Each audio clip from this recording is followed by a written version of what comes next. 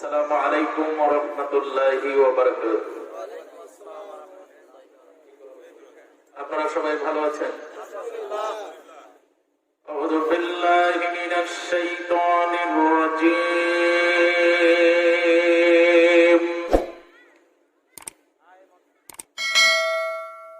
বিসমিল্লাহির রাহমানির রাহিম।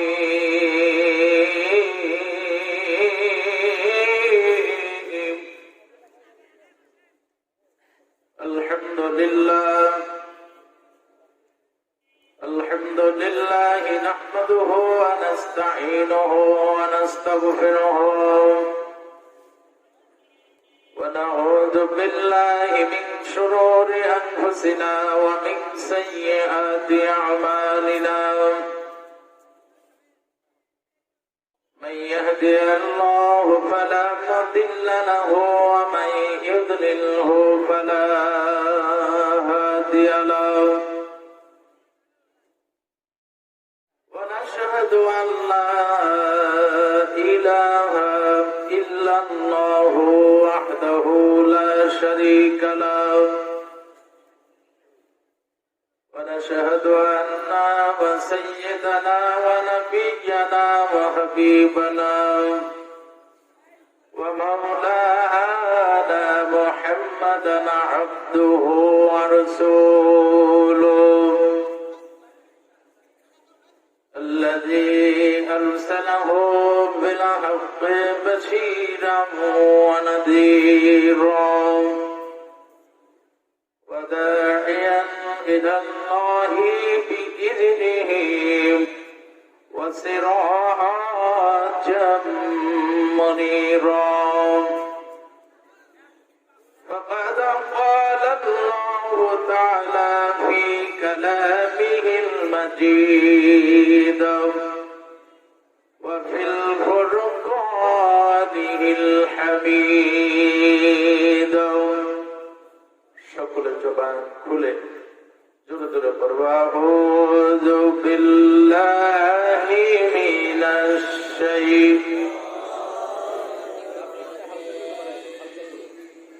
আরো জোরে পড়তে হবে আউযু বিল্লাহি মিনাশ বিসমিল্লাহির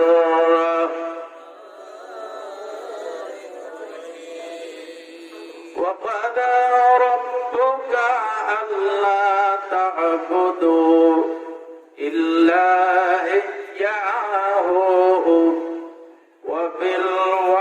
وبالوالدين إحسانا.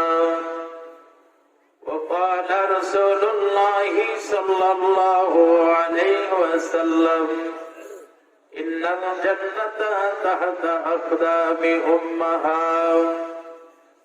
وقال تعالى إن الله وملائكته يصلون على النبي يا أيها الذين آمنوا صلوا عليه وسلموا تسليما. اللهم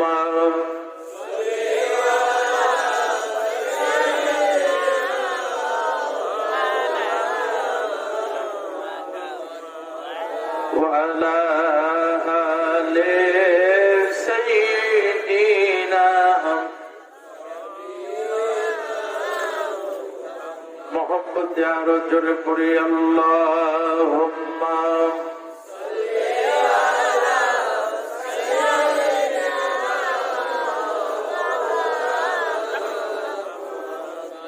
وعلى آل سيدنا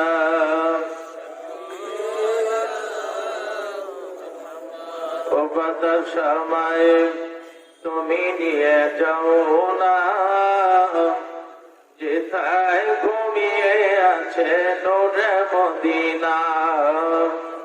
যে বলার শোক আসে ঘুম আসে না বাতাস আমায় তুমি নিয়ে যাও না, যেথায় ঘুমিয়ে আছে নূরে মদিনা। আল্লাহুম্মা জোরে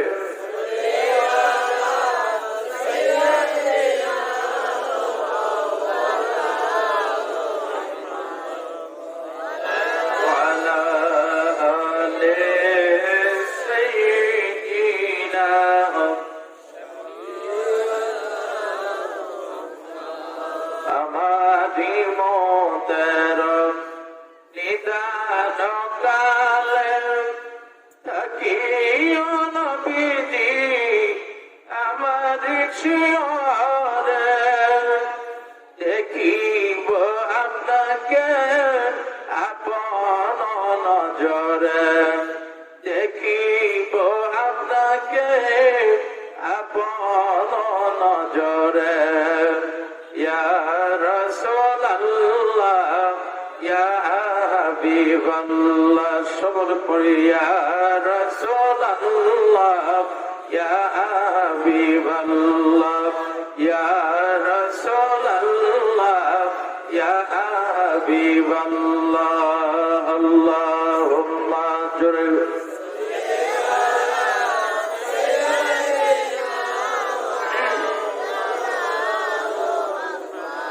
ওয়ালা আলে সাইয়্যিদিনা।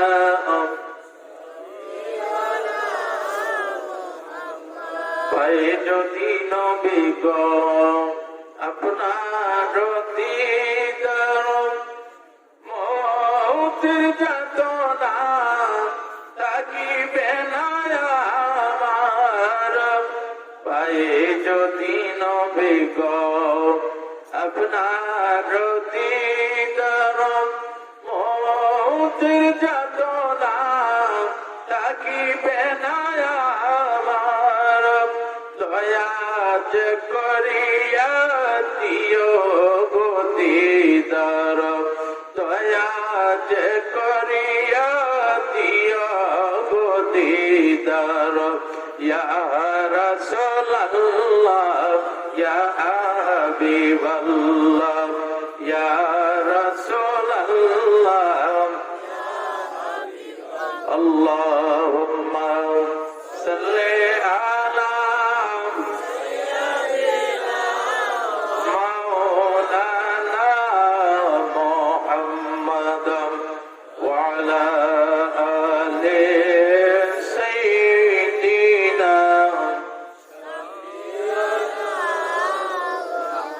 আল্লাহুম্মা আমিন। ربنا ظلمنا أنفسنا وإن لم تغفر لنا وترحمنا لنكونن من الخاسرين। আয় আল্লাহ, লাহি রঘুনাথপুর প্রবাসী কল্যাণ সংঘ এর উদ্যোগে আয়োজিত আজকে 14 ফেব্রুয়ারি 17 ফেব্রুয়ারি তাফসীরুল কোরআন মাহফিলে বসে বিশ্ব নবীর প্রতি দরুদ ও সালাম তেলাওয়াত করেছি। আল্লাহ, দরুদ ও সালামের বিনিময়ে বাংলার জমিনে আটকে না রেখে মদিনার মাটিতে বিশ্ব নবীর পাক আরওয়ার উপরে পৌঁছিয়ে দাও আল্লাহ। আল্লাহ, নবীজির তামাম আলে আওলাদ সহ গোটা পৃথিবীর মাটির নিচে এক জাররা পরিমাণ ঈমান নিয়ে হলেও যারা কবরে ঘুমিয়ে পড়েছেন, সকলের রুহানি জগতে সওয়াবের অংশটুকু পৌঁছিয়ে দিও আল্লাহ। আল্লাহ তাআলা, তোমার দরবারে ফরিয়াদ আয়োজন যারা করেছেন, খাস করে হিরণ ভাই বিদেশের মাটিতে অবস্থান করছেন, এরকম অসংখ্য গণিত যুব সমাজ সোনার ভাইরা আমার আজকের মাহফিল আয়োজন করেছেন। আল্লাহ, খাস করে যুব সমাজকে কবুল করে দাও আল্লাহ। প্রবাসে যারা আছে হিরণ ভাই সহ সকলকে হায়াত তয়্যিবা দান করে দাও।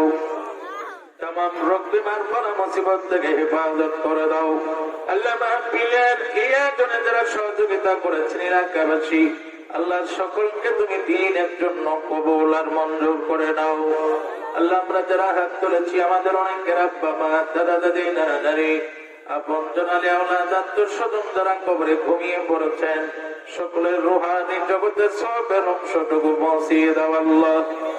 আল্লাহ, খাস করে তোমার দরবারে ফরিয়াদ আল্লাহ, প্রবাসী কল্যাণ সংঘের উদ্যোগের আজকের এই মাহফিলখানা কবুল আর মঞ্জুর করে নাও। রব্বির হামহুমা কামা রব্বায়ানি সগীরা। সুবহানা রাব্বিকা রব্বিল ইজ্জাতি আম্মা ইয়াসিফুন ওয়া সালামুন আলাল মুরসালিন ওয়ালহামদুলিল্লাহি রাব্বিল আলামিন। লাহিড়ী রঘুনাথপুর প্রবাসী কল্যাণ সংঘের উদ্যোগে আয়োজিত 17 ফেব্রুয়ারি রোজ বুধবার পরিচালিত আজকের মাহফিলের পরিচালক মহতারম সভাপতি, আজকের মাহফিলের সভাপতি জনাব আমিরুল ইসলাম মিয়া, সাবেক সভাপতি কলিমহর ইউনিয়ন আওয়ামী লীগ। আজকের মাহফিলের প্রধান অতিথি পাংশা উপজেলার বারবার নির্বাচিত সুযোগ্য উপজেলা চেয়ারম্যান মহোদয় জনাব মোহাম্মদ ফরিদ হাসান ওদুদ সাহেব। আজকের মাহফিলের প্রধান বক্তা হিসেবে যিনি তাশরীফ এনেছেন সুদূর সিরাজগঞ্জ থেকে আগত হযরত মাওলানা মোহাম্মদ সাইদুর রহমান সিরাজি সাহেব, হেড মাওলানা নলসন্দা উচ্চ বিদ্যালয় উল্লাপাড়া সিরাজগঞ্জ। আজকের মাহফিলে আমার আগে কিছু সময় কথা বলেছেন প্রধান বক্তা সফর সঙ্গী এবং আজকের মাহফিলের বিশেষ মেহমান তৃতীয় বক্তা হিসেবে যিনি কথা বলেছেন হযরত মাওলানা মোহাম্মদ নাজমুল হোসেন সিরাজি সাহেব। হযরত উলামায়ে কিরাম, আমার সামনে বসত এলাকা থেকে আগত আল্লাহ তাআলার কুদরতি ক্যামেরায় যাচাই বাছাই করে যাদেরকে বেশি ভালোবেসেছেন সেই সোনার মানুষগুলো আজকের মাহফিলে আগত। আমি যাদেরকে আমার জীবনের দোয়ার খনি মনে করে থাকি, চরম পরম শ্রদ্ধা ভাজন পিতৃ সুমতুল্য মুরব্বিয়ানে কিরাম, যতটা যুবক ভাইয়েরা, পর্দার অন্তরালে বসে যারা বক্তব্য শুনছেন, বিভিন্ন এলাকা থেকে আগত সম্মানিত সোনার মা ও বোনেরা, লাখো কোটি শুকরিয়া জানাচ্ছি। আজকের এই মাহফিলে এসে আমরা বসতে পেরেছি। যে সময় পৃথিবীর 213টা রাষ্ট্রের মানুষ করোনা নামক এই ভয়াবহ রোগের থেকে বাঁচবার জন্য অনেকে ঘর থেকে বেরোয় না, অনেকে আযান শোনার পরে মসজিদে যেতে ভয় পায়, অনেকে মৃত্যুর সঙ্গে হসপিটালের বেড়ে পাঞ্জা লড়ছে। ঠিক এমন একটি মুহূর্তে আমরা আল্লাহর জমিনে বাংলাদেশের এই বিশাল ভূখণ্ডের একটি কর্নারে আজ জায়গা করে নিয়ে আজকের এই জান্নাতের বাগান সাজিয়ে জান্নাতের বাগানের মধ্যে আমরা বসতে পেরেছি। মনের দরজা মদিনার দিকে খুলে দিয়ে বিশ্ব মানবতার নবীর প্রতি দরুদ ও সালাম আমরা তেলাওয়াত করতে পেরেছি। এই তৌফিক, এই সুযোগ, এই হায়াত যে মহান আল্লাহ রাব্বুল আলামিন আমাদের জন্য কবুল করেছেন, সেই মহান স্রষ্টার দরবারে লাখো কোটি কোটি শুকরিয়া জ্ঞাপন করছি। সকলে জবান খুলে বলি আলহামদুলিল্লাহ, আর জোরে বলি সুবহানাল্লাহ। প্রশ্ন হচ্ছে, এই মাহফিলটা কি আমাদের না কোনো অন্য ধর্মের? কথা বলে। আমার একটা আশা ছিল যে হয়তো মাগরিবের নামাজের পরেই যে জায়গা করা হয়েছে জায়গাটা ভরে যাবে। মাগরিবের সময় লোক নেই। আজকের মাহফিলে তৃতীয় বক্তা হিসেবে কথা বলেছেন একেবারে পশ্চিমীয় কয়েকজন শ্রোতার সামনে নিয়ে কথা বলেছেন। এশার নামাজের পরে ভাবলাম যে মানুষ হয়তো বাড়ি থেকে খাওয়া দাওয়া করে এসে জায়গাটা পূর্ণ হয়ে যাবে। আমি অতি দুঃখের সাথে জানাচ্ছি আজকের মাহফিলের যে আয়োজন করেছেন আপনাদের কাছে হয়তো টাকা চাইনি, পয়সা চাইনি, চেয়েছিল একটু সহযোগিতা এবং যোগদান করবার জন্য আপনাদেরকে মাইকিং করে আহ্বান করা হয়েছে। এই গোপালপুর বিশাল এলাকা, বিশাল এলাকা, এক গ্রামের মানুষ আসলে এই সামিয়ার নিচে বসার জায়গা দেওয়া যাবে। কথা বলে ঠিক না বেশি? আমরা কি এত ইসলামের থেকে বিমুখ হয়ে গেলাম? আমরা কি আসলে মুসলমান খাতা থেকে নিজের নামগুলোকে কেটে দেওয়ার চেষ্টা করছি? দুঃখের সাথে বলছি, এগুলো আসলে দুঃখজনক। আমরা ব্যথিত। আজকে যিনি প্রধান বক্তা আপনারা জানেন, মরহুম রেজাউল করিম কাউসারি সাহেব, যার ওয়াজ শোনার জন্য মানুষ খুব পাগল করা ছিল এক সময়, আল্লাহর বান্দা ইন্তেকাল করেছেন। আমরা তার জন্য দোয়া করি। তিনি যে দ্বীনের খেদমত করেছেন এজন্য আল্লাহ পাক তাকে যেন কবুল করে নেন। সকলে বলি আমিন। তার সুযোগ্য জামাতা জনাব হযরত মাওলানা সাইদুর রহমান সিরাজি সাহেব, আজকের মাহফিলের প্রধান বক্তা শুধু সিরাজগঞ্জ থেকে আসছে, আর আমরা পাশের মানুষ আসতে পারেন। আমি কিন্তু মাগরিবের নামাজ এখানে পড়েছি, এত আগে আমি কোথাও যাই না মাহফিলে। আমাদের হিরণ সাহেব বিদেশ থেকে সকালে ফোন করেছে, আবার আসরের নামাজের পরে ফোন করছে যে আপনি মাগরিবের নামাজ আমার মাহফিলেতে পড়বেন। কিন্তু তার কথা রক্ষা করার জন্য সারাদিন ব্যস্ত থাকার পরেও চেষ্টা করেছি এবং করেছি আলহামদুলিল্লাহ এখানে মাগরিবের নামাজ। ভাইরা আমার, অনেকে আমরা অনেক ব্যস্ত, অনেক ব্যস্ত। এখন দোকানপাটে আমরা অনেকেই বসে বসে দুনিয়াবি গল্প গুজব করছি। এখানে যদি কোনো গানের আসর হতো, হয়তো মাঝে মাঝে হয়েও থাকে, সেখানে দেখতেন যে কেউ দোকানে বসে থাকতো না, সবাই এখানে। এবং যারা গানের আসর করতো, পরিচালনায় যারা থাকতো, তারাই এই দোকানপাট গুলো সন্ধ্যার আগেই বন্ধ করে দেওয়ার নির্দেশ করতো। কথা বলেন ঠিক না বেশি? যেখানে সন্ধ্যার পরে আর কোনো দোকান চলবে না। কিন্তু আজকে এই মাহফিলের উদ্দেশ্য করে এমন কোন মায়ের সন্তান নাই বলতে পারেনি হয়তো যে মাহফিল চলবে, এশার নামাজের পর আর কোনো দোকান খোলা যাবে না, কেউ দোকানে বসবে না, এ কথা বলার মতো যোগ্যতা কেউ রাখে। এটা আমাদের জন্য আফসোস। এই পৃথিবীতে বেশি দিন থাকা যাবে না। আপনি রাষ্ট্রপতি হন, প্রধানমন্ত্রী হন, কোন মন্ত্রী হন, এমপি হন, আর যাই হন, আলেম হন, হাফেজ হন, পীর সাহেব হন, এই পৃথিবীতে বেশি দিন আপনার থাকার জায়গা না। এই পৃথিবী ছেড়ে একদিন সকলকে চলে যেতে হবে। কথা বলেন, কথা ঠিক না বেঠিক? সবাইকে চলে যেতে হবে। আপনি পৃথিবীতে এসেছেন কেন, আর আপনি যাওয়ার পরে আপনার অবস্থানটা কোন জায়গায় হবে, আর আপনি কি নিয়ে যাবেন, এটা একটু ভাববার দরকার ছিল। আমাদের একটু ভাবনা চিন্তা করার দরকার ছিল। আমরা তো ভাবি নাই, কারণ ইসলামকে আমরা বুঝি নাই। মায়ের পেটের থেকে জন্ম নিয়েছি মুসলমান পরিবারে, সেজন্য আমরা মুসলমান। কলেমার জন্য জিহাদ করে নিজের বংশের 2-4টা লোককে শহীদ করে দেওয়ার পর যদি মুসলমান হিসাবে দাবি করতাম, তাহলে আমাদের কাছে ইসলামের দাম থাকতো। কথা বলেন, কথা ঠিক না বেঠিক?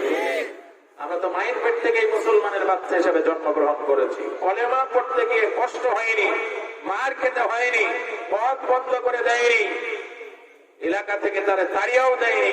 আমরা সেই মুসলমান।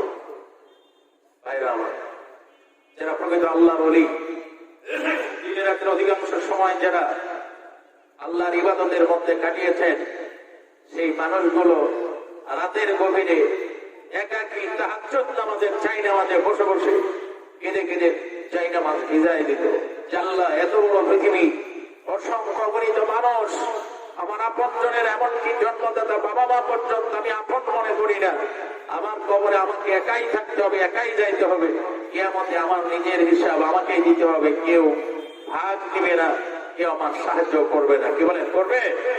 করবে না। এই জন্য কবি আল্লাহর ওলিরা কেঁদেছেন, আমার যেদিন ওরা দিন আসবে গহীন রাতে, প্রভু জীবনে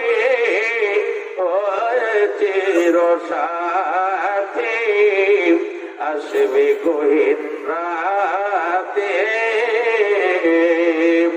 আমার বলে যেদিন কাউকে পাবো না, সেদিন আমার শূন্য হিয়ায় তুমি থেকো সান্ত্বনা। সেদিন আমার আধার ভরে তুমি আলোর বাতি, আসবে গহীন রাতে। জোরে বলি আল্লাহু আকবার। এই পৃথিবী ছেড়ে একদিন চলে যেতে হবে, এমন একটা জায়গায় যেতে হবে যে জায়গায় আলো নাই, বাতাস নাই, জানালা নাই, দরজা নাই, ফ্যানও নাই, বিছানা নাই, কেতা নাই, বালিশ নাই। ওই জায়গাটার নাম হলো কবর। পৃথিবীতে আপনি যত আত্মসাধনা তঞ্জন রেখে দেন না কেন, ওই কবরের খোঁজ নেবার মতো একটা মানুষ পাওয়া যাবে না। কি যাবে? কেউ খোঁজ নেবে? এ দেখেন, কিরণ ভাই হয়তো বিদেশের থেকে হুজুরদের ওয়াজ শুনবে, লাইভ চলছে অথবা ভিডিও চলছে, আমাকে বলেছে ওদের ওয়াজ করার সময় আপনার দেখবো এবং ওয়াজ শুনবো, কিন্তু কবর তো পাশেই,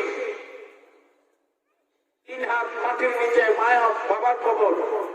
সন্তান যদি ওই কবরের সঙ্গে রাতের পর রাত দিনের পর দিন কান লাগায় শুয়ে থাকে, ওই কবরের কি অবস্থা আছে দেখাও যাবে না, শোনাও যাবে না। কি বলে যাবে? মোটেও আপন ভাবেন কারে।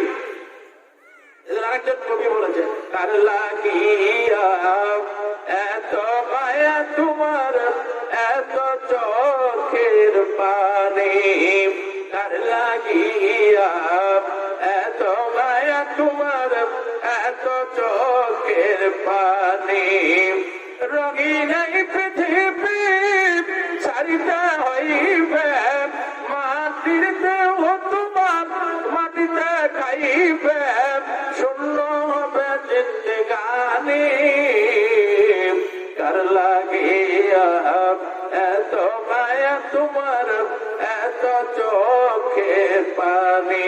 কার জন্য মায়া করবেন, কার জন্য চোখের পানি ফেলবেন?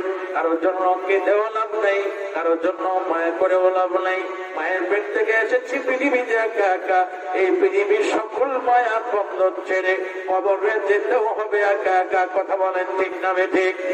পৃথিবীর যেখানে কেউ আমার আপনার আপন হবে না, কবরে এক বিন্দু সাহায্য করতে পারবে না।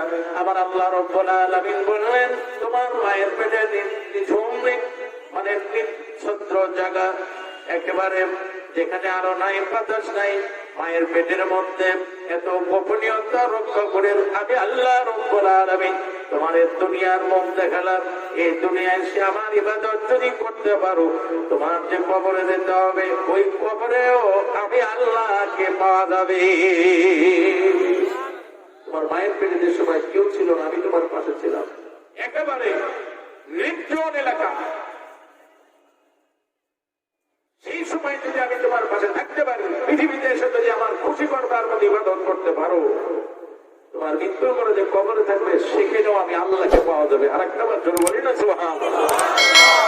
এজন্য কবি বললেন, আল্লাহ আমার রবে, রবি আমার সব। বলেন আমার সাথে জোরে জোরে, আল্লাহ আমার রবে, রবি আমার সব। তুমি তুমি তার মনে তারে অনুভব, আল্লাহ আমার রবে, রবি আমার সব। জোরে আল্লাহ আমার রবে, তোমার দুনিয়াতে আমি যেদিকে তাকাই, অতই নিয়ামতে ডুবে আছে যে সবাই। কালীন কণ্ঠে চুরি তসবি কলরব, আল্লাহ আমার রবে, রবি আমার সব। জোরে আল্লাহ আমার রবে, রবি আমার সব। দমে দমে তন মনে তারে অনুভব, আল্লাহ আমার রবে, রবি আমার সব। চিল্লায় জোরে বলে আল্লাহু আকবার, আরো জোরে বলে আল্লাহু আকবার। পবিত্র কোরআন থেকে ছোট্ট একটি আয়াত তেলাওয়াত করেছি, এর উপর অতি সংক্ষেপে কথা শেষ করার পর প্রধান বক্তা আসলে ছেড়ে দেওয়া হবে। আল্লাহ যেন কোরআন এবং হাদিস থেকে শিক্ষামূলক কিছু কথা বলার তৌফিক দেন। চিল্লে জোরে বলে আমিন। আল্লাহ রাব্বুল আলামিন বলেন, ওয়াকাদা রাব্বুকা আল্লা তা'বুদু ইল্লা ইয়্যাহু ওয়া বিল ওয়ালিদাইনি ইহসানা। আল্লাহ রাব্বুল আলামিন বলেন, আমি তোমাদের রব, আমি তোমার পালনকারী, আমি তোমার মৃত্যুদাতা, আমি তোমার হায়াত দাতা, আমি তোমার রিজিক দাতা। আমি আল্লাহ রাব্বুল আলামিন নির্দেশ করলাম, আমি আল্লাহ ছাড়া কারো ইবাদত করা যাবে না। এই নির্দেশ কার? আল্লাহ ছাড়া কি ইবাদত পাওয়ার যোগ্যতা আছে নাকি? আমাদের হায়াতের মালিককে, আরো জোরে বলতে হবে, মৌতের মালিককে, খাবার দেওয়ার মালিককে, মেয়ে দেওয়ার মালিককে, ছেলে দেওয়ার মালিককে। না গাজী কালু? আমাদের দেশে এখনো গাজীর গান হয়, এই এলাকার মতো হয় নাকি? কথা কয় না, হয় নাকি? হ্যাঁ, সুবহানাল্লাহ বলে। যারা গাজীর গান দেন, গাজীর গান শুনেছেন, ওয়াজ শুনতে আসার দরকার নেই। গাজীর গান শোনাটা খরচ না ওয়াজিব? একটু মাসলা দিতে পারবেন? মাঘ মাসের মেলা দেখা ফরজ নেওয়া আছে, কথা কয় না, বোঝেও না, মাছটাও কয় না, আমি জিজ্ঞাসা করি তাও কয় না। ওরা পৃথিবীতে 111টা ধর্ম আছে, তত্ত্বগুলো শুনে নেবেন, শিখে নেবেন। প্রতিদিন আমাকে পাবেন না, প্রতিদিন পাইতে হলে মিলজানি মাদ্রাসায় যাইতে হবে, আর প্রত্যেকদিন মাদ্রাসায় গেলে এরকম আওয়াজ হবে না। ওটা পৃথিবীতে 111টা ধর্ম আছে, কয়টা? জবাব দিতে হবে, কয়টা? 100। আল্লাহ তাআলার পক্ষ থেকে ধর্ম আসছে কয়টা? বলে একটা। এই ধর্মের নাম কি? ইসলাম শব্দের অর্থ কি? শান্তির ধর্ম যারা পালন করে তাদের নাম কি? মুসলমান। তাদের নাম কি? নিজের নামটাও বলতে পারেন না, লজ্জা পান। আমরা কি হিন্দু না মুসলমান? মুসলমান শব্দের অর্থ কি বলে? মুসলমান শব্দের অর্থ কি? হায় হায় হায়, মুসলমান শব্দের অর্থ হলো আত্মসমর্পণকারী। শিখে নেন, মুসলমান শব্দের অর্থ আত্মসমর্পণকারী। শব্দটা শিখে নেবেন। মুসলমান আত্মসমর্পণ করে কার কাছে? সেই শব্দটা কি? কি বলে আপনি আত্মসমর্পণ করেছেন, সেই শব্দটা কি বলেন? পারবেন? এতবার শুনেন, এত নেটের বক্তা, এত দামি বক্তা, 40,000 50,000 হেলিকপ্টার হুজুর, কি ওয়াজ শুনেছেন আর কি মনে রেখেছেন? আল্লাহ তাআলার কাছে আমরা ওয়াদা করেছি, সে ওয়াদাটা কি? কোরআনের ভাষা, ইন্না সালাতি ওয়া নুসুকি ওয়া মাহইয়ায়া ওয়া মামাতি লিল্লাহি রাব্বিল আলামিন। চিল্লায় জোরে বলি আল্লাহু আকবার। আল্লাহর কাছে মুসলমান ওয়াদা করে 4টা বিষয়ে। কয়টা? 4টা বিষয়ে। আল্লাহ, আমার নামাজ, আমার কুরবানি, আমার হায়াত, আমার মত সব কিছু তোমার জন্য উৎসর্গ করলাম। এটা মুসলমানের অঙ্গীকার। নামাজ পড়ি কার জন্য? কুরবানি করি কার জন্য? না ফিরিদের জন্য? মুখে বলেছি, কুরবানি করার পরে 3 ভাগ করে 2 ভাগ নিয়ে ফকিরের ব্যক্তি দেয় না, এখানে হাড়ের গোস্ত চাই, তাও দেয় না। কুরবানি দাদা 2 ভাগ নিয়ে বাড়ি চলে গেছে, প্যাকেট করে করে ফ্রিজে ঢোকাচ্ছে, 1 ভাগ রেখে দেয় সমাজের লোকের জন্য। কিন্তু ফকির মিসকিন যারা জীবনেও কুরবানি দিতে পারে না, আমার আপনার বাড়ি ঘুরে ঘুরে একটু কুরবানির গোস্ত নিয়ে রান্না করে খাবে। সমাজের ওই নেতার কাছে যায় যে ভাই একটা গোস্ত দেন, 2 ভাগ নিয়ে গেছে, ওই যে বাড়ি আলো, ওই জায়গায় যাও। বাড়ি যায়, দেখে যে গেট বন্ধ, গেট থাকায় বাড়ির ভিতর থেকে কাজের বিধি বলে যে তোমার কষ্ট ওই জায়গা দিয়ে আইছে, ও বাড়ির ভিতরে আর গেটে আর ওই জায়গা যাতে যাতে আসলের আদান কমপ্লিট। এবার কথা ঠিক না ঠিক? কুরবানি তবে ফ্রিজের জন্য দিচ্ছে। এজন্য আল্লাহর কাছে ওয়াদা করবে মুসলমান, নিশ্চয় আমার নামাজ, আমার কুরবানি, আমার হায়াত, আমার মত সব কিছু তোমার জন্য উৎসর্গ করলাম। এই কাজটাতে পরিণত করতে পারবে, আমার আল্লাহ বলেন ওই ব্যক্তি হবে খাঁটি মুসলমান। চিল্লায় জোরে বলি না সুবহানাল্লাহ। পৃথিবীতে সবচেয়ে আমলের ধনী কে? তার নাম কি? পৃথিবীতে আসছি তো আমল করার জন্য, আমল করার জন্য আসছি না। এই পৃথিবীতে জন্ম নিয়েছি, কেউ 1,000 কোটি টাকার মালিক, কেউ 10,000 কোটি টাকার মালিক। ক্রিকেটার সাকিব আল হাসান 1200 কোটি টাকার মালিক, ক্রিকেট খেলেই 1200 কোটি টাকার মালিক। চিনতে পারছে? আর এত বাংলাদেশের এত জেলা খুললাম, এখনো 1 কোটি টাকার মালিক করতে পারলাম না। এই 1200 কোটি টাকার মালিক। দুনিয়ায় গাড়ি বাড়ির মালিক হওয়ার জন্য আমরা উঠে পড়ে লেগেছি। নেক আমলের প্রতিযোগিতা আমাদের ভিতরে নেই। কি বলেন, আছে নাকি? কথা বলেন, আছে? আমার তো এক টাকা এত ফাঁকা নাই, প্রত্যেক রাত মাহফিল, তারপরে বলার ভোল্টেজ দেখতেছেন না। আর আপনারা একটু শুনবেন, একদিন চিল্লাবেন, তাও পারেন না। নির্বাচন দেরি আছে, মার্চের মাঝামাঝি। মার্চে তোমার মে মাসে নির্বাচন হবে, ইউনিয়ন নির্বাচন। গলা বসে গেলে সমস্যা নাই, একটু জোরে চিল্লাতে হবে। জোরে বলেন আল্লাহু আকবার। প্রশ্ন হচ্ছে, গোটা পৃথিবী যত মানুষ এসেছে নবীদের দরজার পর থেকে, নবীদের সিরিয়াল শেষ আমার রাসূলুল্লাহর ওফাতের পর, হযরত আবু বকর থেকে শুরু করে আজ পর্যন্ত পৃথিবীতে সবচেয়ে বেশি নেক আমল কার? সে লোকটার নাম কি? সেই মানুষটার নাম কি বলে? বলে একজন বলছে, তাও বাড়ি কুমলাপুর। আপনারা বলতে পারেন কি? গোটা পৃথিবীর সবচেয়ে বড় নেক আমলের ধনী, তার নাম হলো হযরত আবু বকর রাদিয়াল্লাহু তাআলা আনহু। জোরে বলি আল্লাহু আকবার। সবচেয়ে বেশি আমল ছিল হযরত আবু বকর রাদিয়াল্লাহু তাআলা। আমি সবসময় শিক্ষামূলক কথা বলি, যদি কারো জীবনের মোড় ঘুরে যায়, আমার রাসূল সাল্লাল্লাহু আলাইহি ওয়াসাল্লাম বলেন, সাহাবাদেরকে নিয়ে ওয়াজ করছেন, বাড়ি ফিরতে একটু রাত হয়ে গেল। আম্মা জান আয়েশা সিদ্দিকা রাদিয়াল্লাহু তাআলা আনহা একা একা বাড়ির ভিতরে, একবার ঘরের ভিতরে যায়, আবার বাইরে আসে, আবার ঘরের ভিতরে যায়, আবার বাইরে আসে। রাসূল কেন আসে না? রাতের বেলা যতবার ঘরের বাহিরে এসেছে, ততবার আমার আল্লাহর আসমানের দিকে তাকিয়ে দেখেছে। রাতের বেলার আকাশটা আমার আল্লাহ কত সুন্দর করে সাজিয়ে রেখেছে। চিল্লায় জোরে বলুন, কথা ঠিক না বেঠিক? ওই যে দুনিয়ার মুখ আলো জ্বলতেছে, আমার আল্লাহ এই লাইট মানে জন্ম হওয়ার আগে, হাজার হাজার কোটি বছর আগে আমার আল্লাহ আসমানটাকে সুন্দর করে লাইটিং করে সাজিয়ে রাখছে। জোরে বলুন, কথা ঠিক না বেঠিক? সুবহানাল্লাহ বলবেন না? আমার আল্লাহর চেয়ে বেশি সাজগোজের দুনিয়া কেউ সাজাতে পারে না। কি বলেন, পারে নাকি? কেউ পারে না। ভাইরা বাবাজিরা আমার রাসূলুল্লাহ বাড়ির মধ্যে প্রবেশ করলেন। আম্মা জান আয়েশা সিদ্দিকা রাদিয়াল্লাহু তাআলা আনহা রাসূলকে সালাম বিনিময় করলেন। ওয়াজগুলো মনের কান্দে শুনে নেবেন।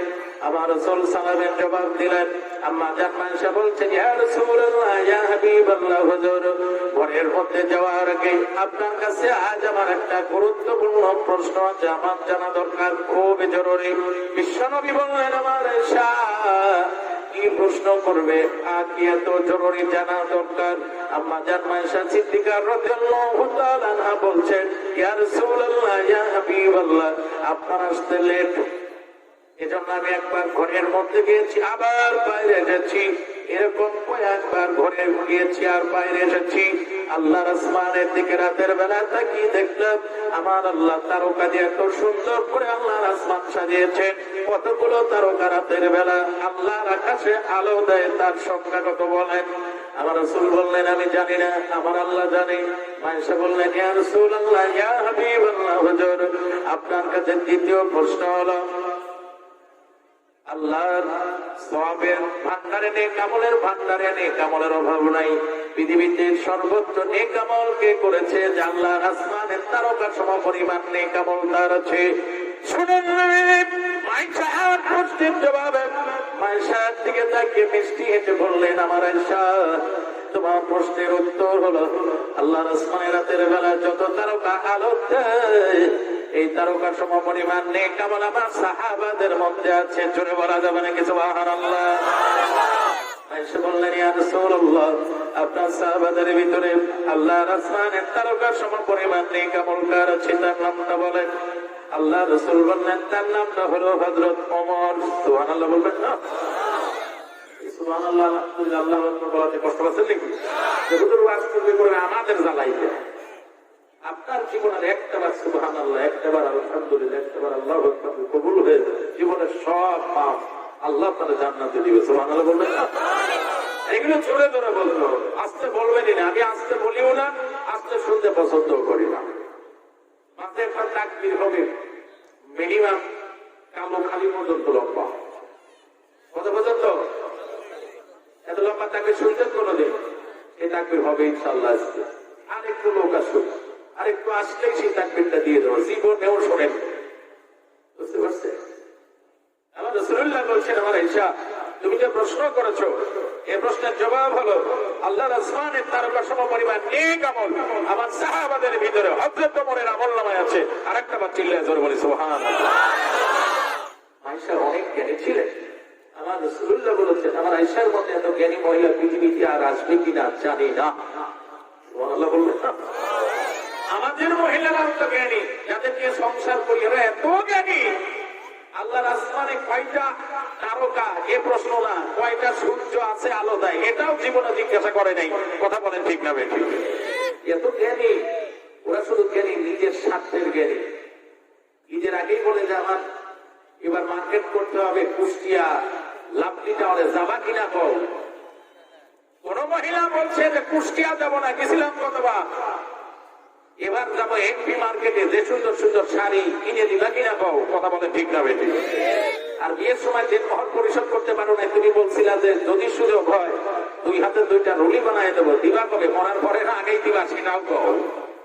আমাদের মহিলারা এত জ্ঞানী। আর আমার রাসূলুল্লাহ বলছেন, আমার আয়েশা জীবনে কিছুই চাইনি, তার জ্ঞানের পরিচয় দিয়েছিল।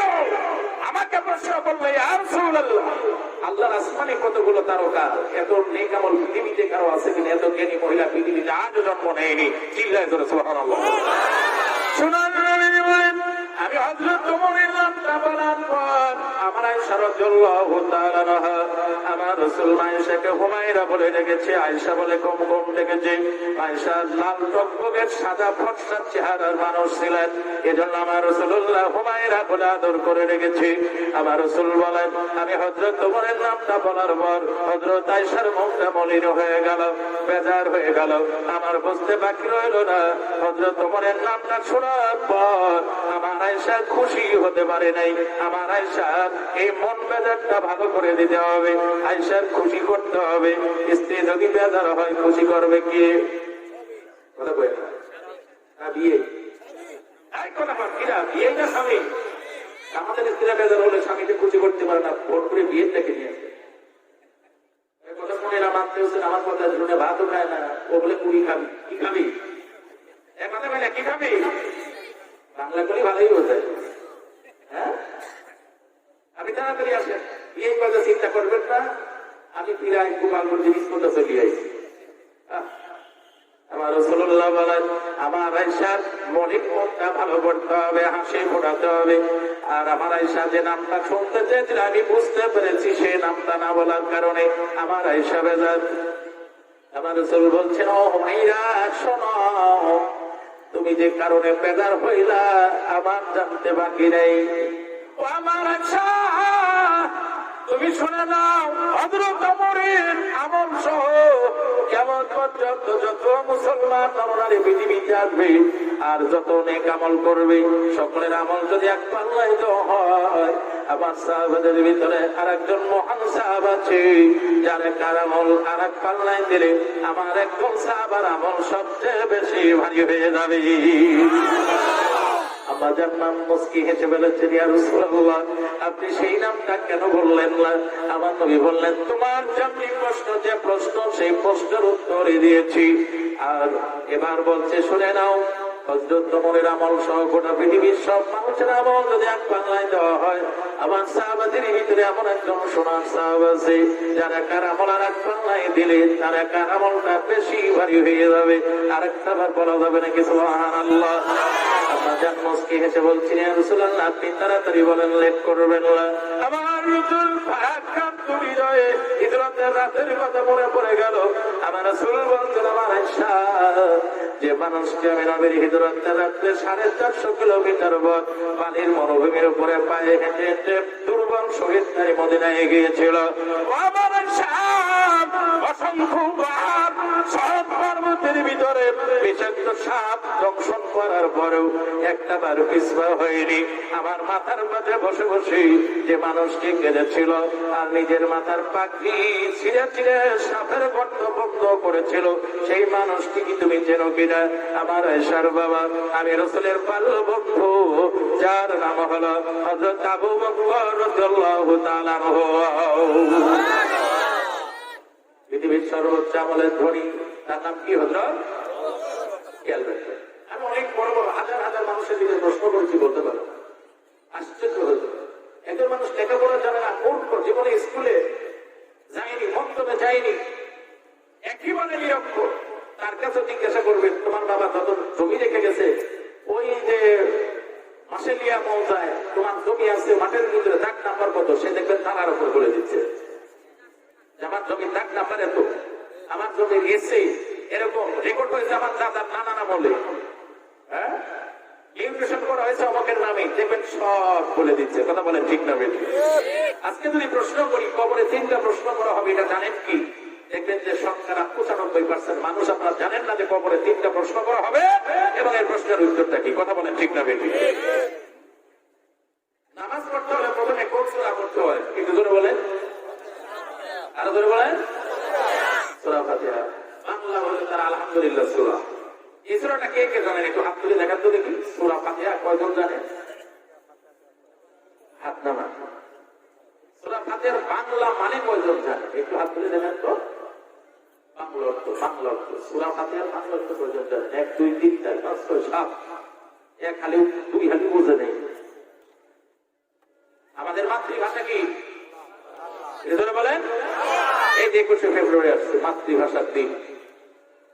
মাতৃভাষায় কথা বলে খুব স্পষ্ট বুঝি, আরবি বললে বুঝি না, ইংলিশ বুঝি না। আল্লাহ তাআলা কোরআন নাযিল করেছে আরবিতে না বাংলায়? আরবি ভাষাকে বাংলা করা সহজ।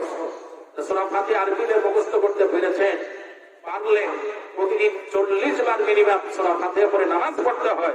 আপনি বাঙালি মায়ের সন্তান, যে বাঙালি বাংলা ভাষার জন্য বুকের তাজা রক্ত দিয়ে এই বাংলা ভাষাকে অর্জন করেছিল। আজ এই বাঙালি সূরা ফাতিহা বাংলা জানে না। কথা বলেন, কথা ঠিক না বেঠিক? আপনি কি দিয়ে নামাজ পড়েন? সূরা ফাতিহার ভিতরে আমার আল্লাহ কি বলেছে আপনার জন্য? আপনি কিছুই বলেন না, আপনার নামাজ হয় না। যে সূরাগুলো দিয়ে মুখস্থ করেছেন আপনি নামাজ পড়েন, প্রত্যেকটা সূরার বাংলা আপনাকে শিখতে হবে। কথা বলেন, কথা ঠিক না বেঠিক? কষ্ট হচ্ছে নাকি আপনাদের? আমি বেশি সময় কথা বলবো না। সূরা ফাতিহা মুখস্থ করছেন, খানা বাড়ি গেলে দাওয়াত দিলে খতম শরীফ পড়ে সূরা ফাতিহা আপনি পড়ে ধুলো করে ফেলে দিচ্ছেন, আপনি তার বাংলা অর্থ জানেন না। নামাজে জানাবেন, নামাজে জানাবেন মানসিকতা রেডি করে আপনি বলেন আলহামদুলিল্লাহি রাব্বিল আলামিন। হে আল্লাহ, সকল প্রশংসা তোমার জন্য। আর রহমানির রহিম, তুমি পরম দাতা এবং দয়ালু। মালিক ইয়াউমিদ্দিন, তুমি বিজয় দিবসের মালিক। ইয়াকা নাবুদু, হে আল্লাহর জন্য তোমার ইবাদত করি। ওয়া ইয়াকা নাস্তাইন, পৃথিবীর কারো কাছে সাহায্য চাই না, একমাত্র তোমার কাছে সাহায্য চাই। ইহদিনাস সিরাতাল মুস্তাকিম, হে আল্লাহ সেজন্য আমাদের সরল সঠিক পথ দেখাও। সিল্লায়ে জোরে বলি না সুবহানাল্লাহ। এক একটা আয়াত করবেন আর বাংলা করবেন, নামাজে মফু পাওয়া যাবে, মফু পাওয়া যাবে। আপনি আগে করে দেবেন, বাংলা বুঝবেন না, নামাজে মজা লাগবে, জীবন মুখস্থ করে নেবেন। এগুলো ইজি ব্যাপার। ভাইরা বাবাজিরা আমার, আল্লাহ রাব্বুল আলামিন বলেছেন ওয়াকাদা রাব্বুকা আল্লা তা'বুদু ইল্লা ইয়াহু। আমি তোমাদের রব কেন দাবি করলাম? এত গরম কথা কেন বললাম? এত অধিকার আমি আল্লাহ কোথায় পেলাম যে আমি আল্লাহ ছাড়া কারো ইবাদত করা যাবে না? এই নির্দেশ আমার আল্লাহর। এই নির্দেশ কার? কেন আপনি ইবাদত করবেন? মায়ের পেটে যে সময় এসেছিলাম, দুইটা হাত ছিল না, দুইটা পাও ছিল না, আমার আপনার চোখ ছিল না, আমার আপনার মাথা ছিল না, আমার আপনার কান ছিল না, আমার আপনার জ্ঞান বুদ্ধি ছিল না। কি বলেন, ছিল নাকি? এগুলো দিয়েছেন কি? বর্তমান মেডিকেল সায়েন্স গবেষণা করে বলেছে মানুষ সৃষ্টির রহস্যগুলো আজ তারা গবেষণা করলো। আমার আল্লাহ কোরআনে বলেছেন মানব সৃষ্টির রহস্যগুলো কোরআনের মধ্যে আমার আল্লাহ বিস্তারিত বলেছি। আজকে মুশরিক ইহুদি বিজ্ঞানীরা, খ্রিস্টান বিজ্ঞানীরা গবেষণা করে করে কলেমা পড়ে পড়ে তারা মুসলমান হয়ে যাচ্ছে। চিল্লায়ে জোরে বলা যাবে নাকি সুবহানাল্লাহ? এই যে ফটো স্ট্যাট মেশিন, এটা বাঙালি বানাই নেই, মোবাইল বাঙালি বানাই নেই, এরোপ্লেন বাঙালি বানাই নাই, বানিয়েছে খ্রিস্টান আর ইহুদিরা। কোরআন পড়ে তারা, কোরআন রিসার্চ করে তারা, গভীর জ্ঞান দিয়ে কোরআন পড়ে আর বোঝে। এর জন্য ফটো স্ট্যাট মেশিন কোনো বাঙালি বানাই নাই, বাঙালি বানাইছে শুধু বাটা হাম্বার আর নসিবম। চিল্লায় জোরে বলি ঠিক কিনা? এই কথা বলে ঠিক না বেঠিক? যে বাটা হাম্বারের সামনে পড়লে আমার তো মনে হয় যে আজরাইল মনে হয় কার মানে ধরল ধরল বাবা। বাঙালি কিছুই পাই, যে গাড়ির লাইসেন্স পৃথিবীর কোন সরকার দেয় না, সেই গাড়ির উদ্ভাবক, সেই গাড়ির বিজ্ঞানী এই বাঙালির সন্তান। কথা বলে ঠিক না বেঠিক? এই বাংলাদেশে এত পাম্পিং মেশিন ফাইল লাগে কোন মাঠে, কোন সেলো মেশিনে লাগানো হয়? এক সময় চাইনা থেকে এই ডঙ্কিং সেলো মেশিনে আপনার কোম্পানির একটা টিম এসেছিল। সারা পৃথিবীর মধ্যে বাংলাদেশে একটা মেশিন দরকার হয় কোন জায়গা? বাংলাদেশে কৃষি প্রধান দেশ, যেখানে একটু ভ্রমণ করে এত সেলো মেশিন লাগাই কোন জায়গায়? ঢাকায় এসে তারা হোটেল ভাড়া করলো। হোটেল ভাড়া করলে এবার এক একটা এলাকায় যাচ্ছে, প্রতিনিধি সেটিং করা আছে, চলো তোমার পাংশা যাবো আজ রাজবাড়ী জেলায়। এসে গাড়ি থেকে নেমেই দেখে যে সেলো মেশিন মাঠে নাই, সেলো মেশিন এখন রোডে চলে। কথা বলে ঠিক না বেঠিক? ওরা বলে হাইরে বাঙালির বেড়ে, হাইরে বাঙালির বেড়ে। এই সেলো মেশিনকে যে গাড়ি তৈরি করেছে, এই গাড়ির যে আপনার গ্লাস প্লেট, এটাও বাঙালি জাতির বানানো না, এটাও খ্রিস্টানদের বানানো। কথা বলে ঠিক না বেঠিক? আরেকজনের মাছ ভাজে আর একজন, এর নাম বাঙালি জাতি। হ্যাঁ, একজনের মাছ ভাজে আর একজন, এর নাম বাঙালি জাতি। এরা কিছুই বানাতে পারেনি, এরা বানিয়েছে নসিবন আর বাটা হাম্বা। আর রাস্তাঘাট নষ্ট করে ফেললো, রাতে ঘুমাতে যায় না। আমার বাড়ির সামনে যে প্রত্যেক রাত্রে, দিনের বেলাও যায়, রাত্রেও যায়, রাত 12টা, 1টা, 2টা, 3টার সময় বাড়ি যাই, আর বাড়ির ঘরের সাথে দিয়ে এই রাস্তার এই বাটা হাম্বার ফটফট ফটফট করতে করতে তো যায়, ঘুমাই গো, কথা বলে ঘুমায়। এ নিষেধ করার লোক নেই যে না রাত্রে চলবে না, অথবা দিনে চলুক, অথবা বাটা হাম্বার চলবে না, সরকারি রাস্তা যাবে, কার বাবার দরকার সে নিষেধ করবে? আল্লাহ রাব্বুল আলামিন বলেন, কেন আমার ইবাদত করবে? অধিকার আমি আল্লাহ কেন, এটা জেনে নিতে হবে। মেডিকেল সায়েন্স গবেষণা করে বলল, আমার আল্লাহ সিজদা পাওয়ার যোগ্য, আল্লাহ ছাড়া সিজদা পাওয়ার যোগ্যতা পৃথিবীতে আর কারো নাই। চিল্লায় জোরে সুবহানাল্লাহ বলেন। আমেরিকার ডাক্তার, অত্যন্ত জ্ঞানী, ডিগ্রিধারী ডাক্তার। আমেরিকাতে অনেক মুসলমান নারী পুরুষ আছে। একজন মহিলা বোরকা পরনওয়ালা, ছোট বাচ্চা, তাদের হার্টের সমস্যা। কিসের সমস্যা? হার্টের সমস্যা। খ্রিস্টান ডাক্তারের কাছে নিয়ে গেল, কথাগুলো বুঝে নেন। খ্রিস্টান ডাক্তারের কাছে যাওয়ার পরে ডাক্তার পরীক্ষা নিরীক্ষা দেওয়ার পরে বলছে, ওষুধ প্রথম লেখা, প্রথম প্রেসক্রিপশনে 1 নাম্বার হলো তোমার বাচ্চাকে ডান দিক কাজ করে শোয়াবে, হার্টের সমস্যা থাকবে না। সুবহানাল্লাহ বলে। কোন দিক কাজ করে শোয়াবে? ডান দিক। মাহমুদদেরকে বলবো ছোট বাচ্চাদের ডান দিকে শোয়াতে হবে, ওর হার্টের প্রবলেম জীবনে হবে না। সুবহানাল্লাহ বলে। ডাক্তার বলছে তুমি মুসলিম? বলছি হ্যাঁ আমি মুসলিম। মহিলা বলছে কেন এই কথা জিজ্ঞাসা করেন? বলছেন লেটেস্ট মেডিকেল সায়েন্সের গবেষক, বর্তমান সময়ের লেটেস্ট গবেষক, মেডিকেল অফিসার, তিনি গবেষণা করে বলেছে একটা বাচ্চাকে যখন মা তার ডান কাতে শোয়াবে, ওই বাচ্চার জীবনে ও হার্টের সমস্যা হবে না। আরেকটা বছর বলি না সুবহানাল্লাহ। এই গবেষণা লেটেস্ট, পৃথিবীর লেটেস্ট বিজ্ঞানীর না, এই গবেষক ছিল বিশ্ব নবী জনাবে মুহাম্মদুর রাসূলুল্লাহ। মুসলিম নারী ডাক্তার দিকে তাকিয়ে বলছো, ডাক্তার আধুনিক বিশ্বের নেতৃত্ব দেয় আমেরিকা, আমার বাড়ি বাংলাদেশে। তোমার লেটেস্ট গবেষক এই আমেরিকার ডাক্তার এই সময় যা বলেছে যে বাচ্চাকে ডান কাতে শোয়ালে তার হার্টের সমস্যা হবে না, এই সমস্যার সমাধান 1450 বছর আগে মক্কা এবং মদিনার মাটিতে একজন গবেষক এসেছিল, তিনি তো 1450 বছর আগে দিয়ে গেছে। চিল্লায় জোরে বলা যাবে না কি সুবহানাল্লাহ? খ্রিস্টান ডাক্তার বলে তার নাম কি রে মা? মুসলিম নারী বলে ও ডাক্তার তার নাম কে না জানে?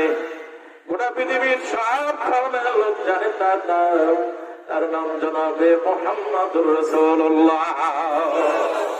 তুমি বলছো 1450 বছর পরে এসে বলছো যে বাচ্চা ডাক্তারটা শোয়ালে তার হার্টের সমস্যা হবে না, ওষুধ লাগবে না। এই তথ্য আমার রাসূলুল্লাহ 1450 বছর আগে বলে গেছে। আর জোরে বলি না তাই না বাবা জিনাত?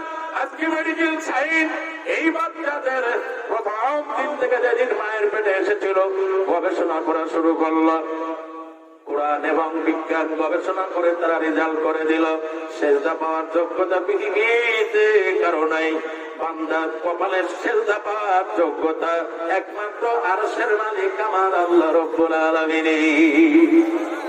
আমার আল্লাহ বলছেন দাবি করলাম কেন আমার ইবাদত করতে হবে? বলবো কি বলবো না? বলবো। ওয়াজ কিন্তু 3 ঘন্টা করলেও শেষ হবে না। বাইরে থেকে প্রধান বক্তা আসছে, তার একটু সুযোগ করে দিতে হবে।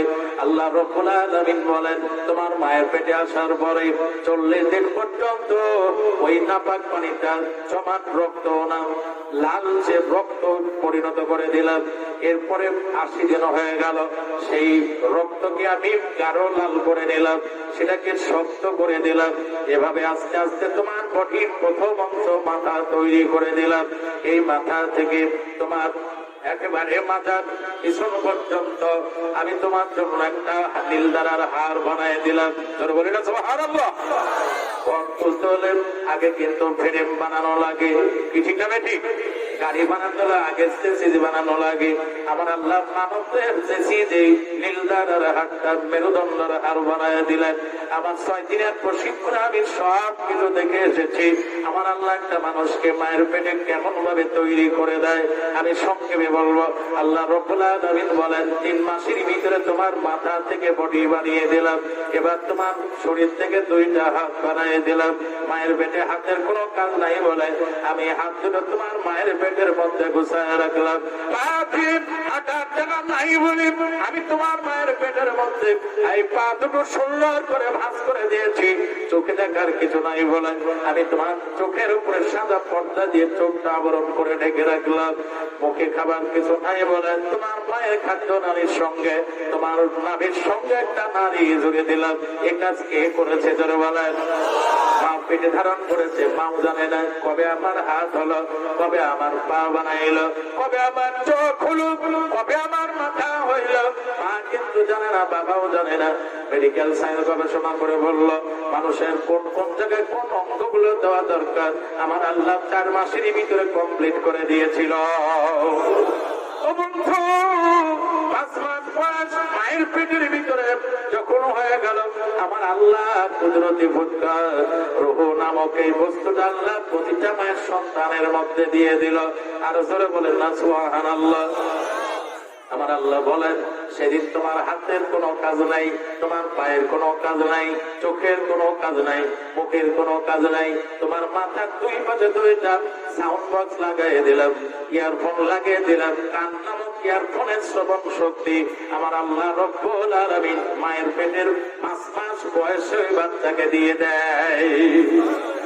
মেডিকেল সায়েন্স এবং কোরআন গবেষণা করে তারা বলেছে, কোরআন গবেষণা করে বলেছে, আমরা সারা জমিনে পরীক্ষা করলাম মায়ের পেটে যখন বাচ্চার বয়স 5 মাসে পরিণত হয় আমার আল্লাহ বাচ্চার দেহের ভিতরে রূহ নামক এই বস্তুটা দিয়ে দেয়। চিল্লায় ধরে বলি না সুবহানাল্লাহ। ও বন্ধুরা আমার, যদি আপনি প্রশ্ন করেন হুজুর মায়ের পেটের ভিতরে কারণ এই শক্তি দেওয়ার কি দরকার ছিল আমার আল্লাহ? আমার আল্লাহ তো কুদরতি আল্লাহ। আপনি পৃথিবীতে সে মাকে মা বলে রাখবেন, কার কাছে প্রাইভেট পড়বেন? আমার আল্লাহ নিজে প্রাইভেট মাস্টার হয়ে গেল। আপনি মায়ের পেটে থাকা অবস্থায় আপনার ভাই এবং বোনেরা, আপনার প্রতিবেশী কোনো ছেলে মেয়েরা তার মাকে মা বলে ডেকেছিল, আর আপনি মায়ের পেটে থাকা অবস্থায় মা ডাক্তার আপনি সেভ করে ফেলেছিলেন। চিল্লায় ধরে বলি না সুবহানাল্লাহ।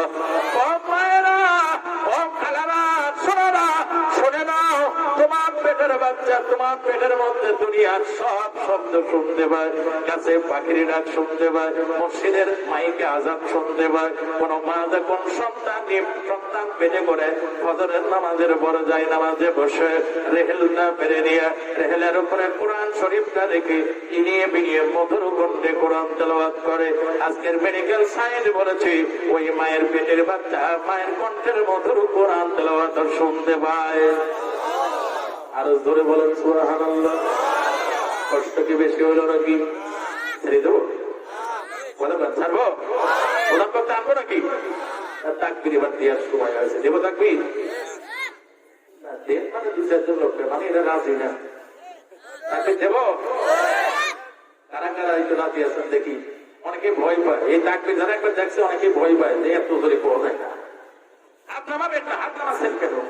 আপনি বেশি ভার নাকি? সবাই হাত তোলেন তো, 2 হাত তোলেন তো দেখি, 2 হাত তোলেন, 2 হাত তোলেন, আঙুলগুলো ছাড়াই দেন। এইভাবে হাত দিয়ে নাড়ান তো দেখি কেমন দেখা যায়। দেখেন তো দেখি, একটু দেখেন, নাড়াই দেখবেন। এর চেয়ে ভালো ফুল বাগান পৃথিবীতে কি আর আছে নাকি? হাত তুলে খাড়া করে রাখবেন, নামাবেনই না, তাকবীর হবে। তাকবীর শেষ না হওয়া পর্যন্ত আল্লাহু আকবার বলা যাবে। আমি বলবো লিল্লাহি, তাকবীর শেষ হবে, তারপরে আপনারা কি বলবেন?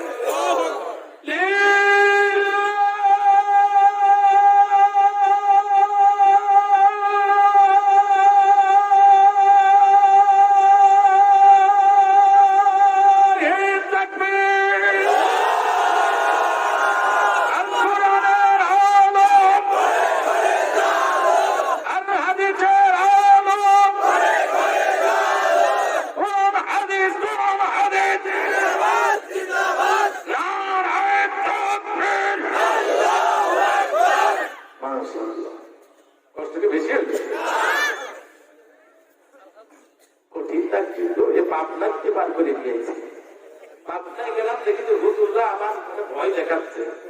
কুষ্টিয়ার হুজুর এর গলায়ও দোষ নেই, বেশি মোটা তো না, এ আমার সাথে পারবেন না। আমি বললাম যে দেখি আল্লাহ কি করবে।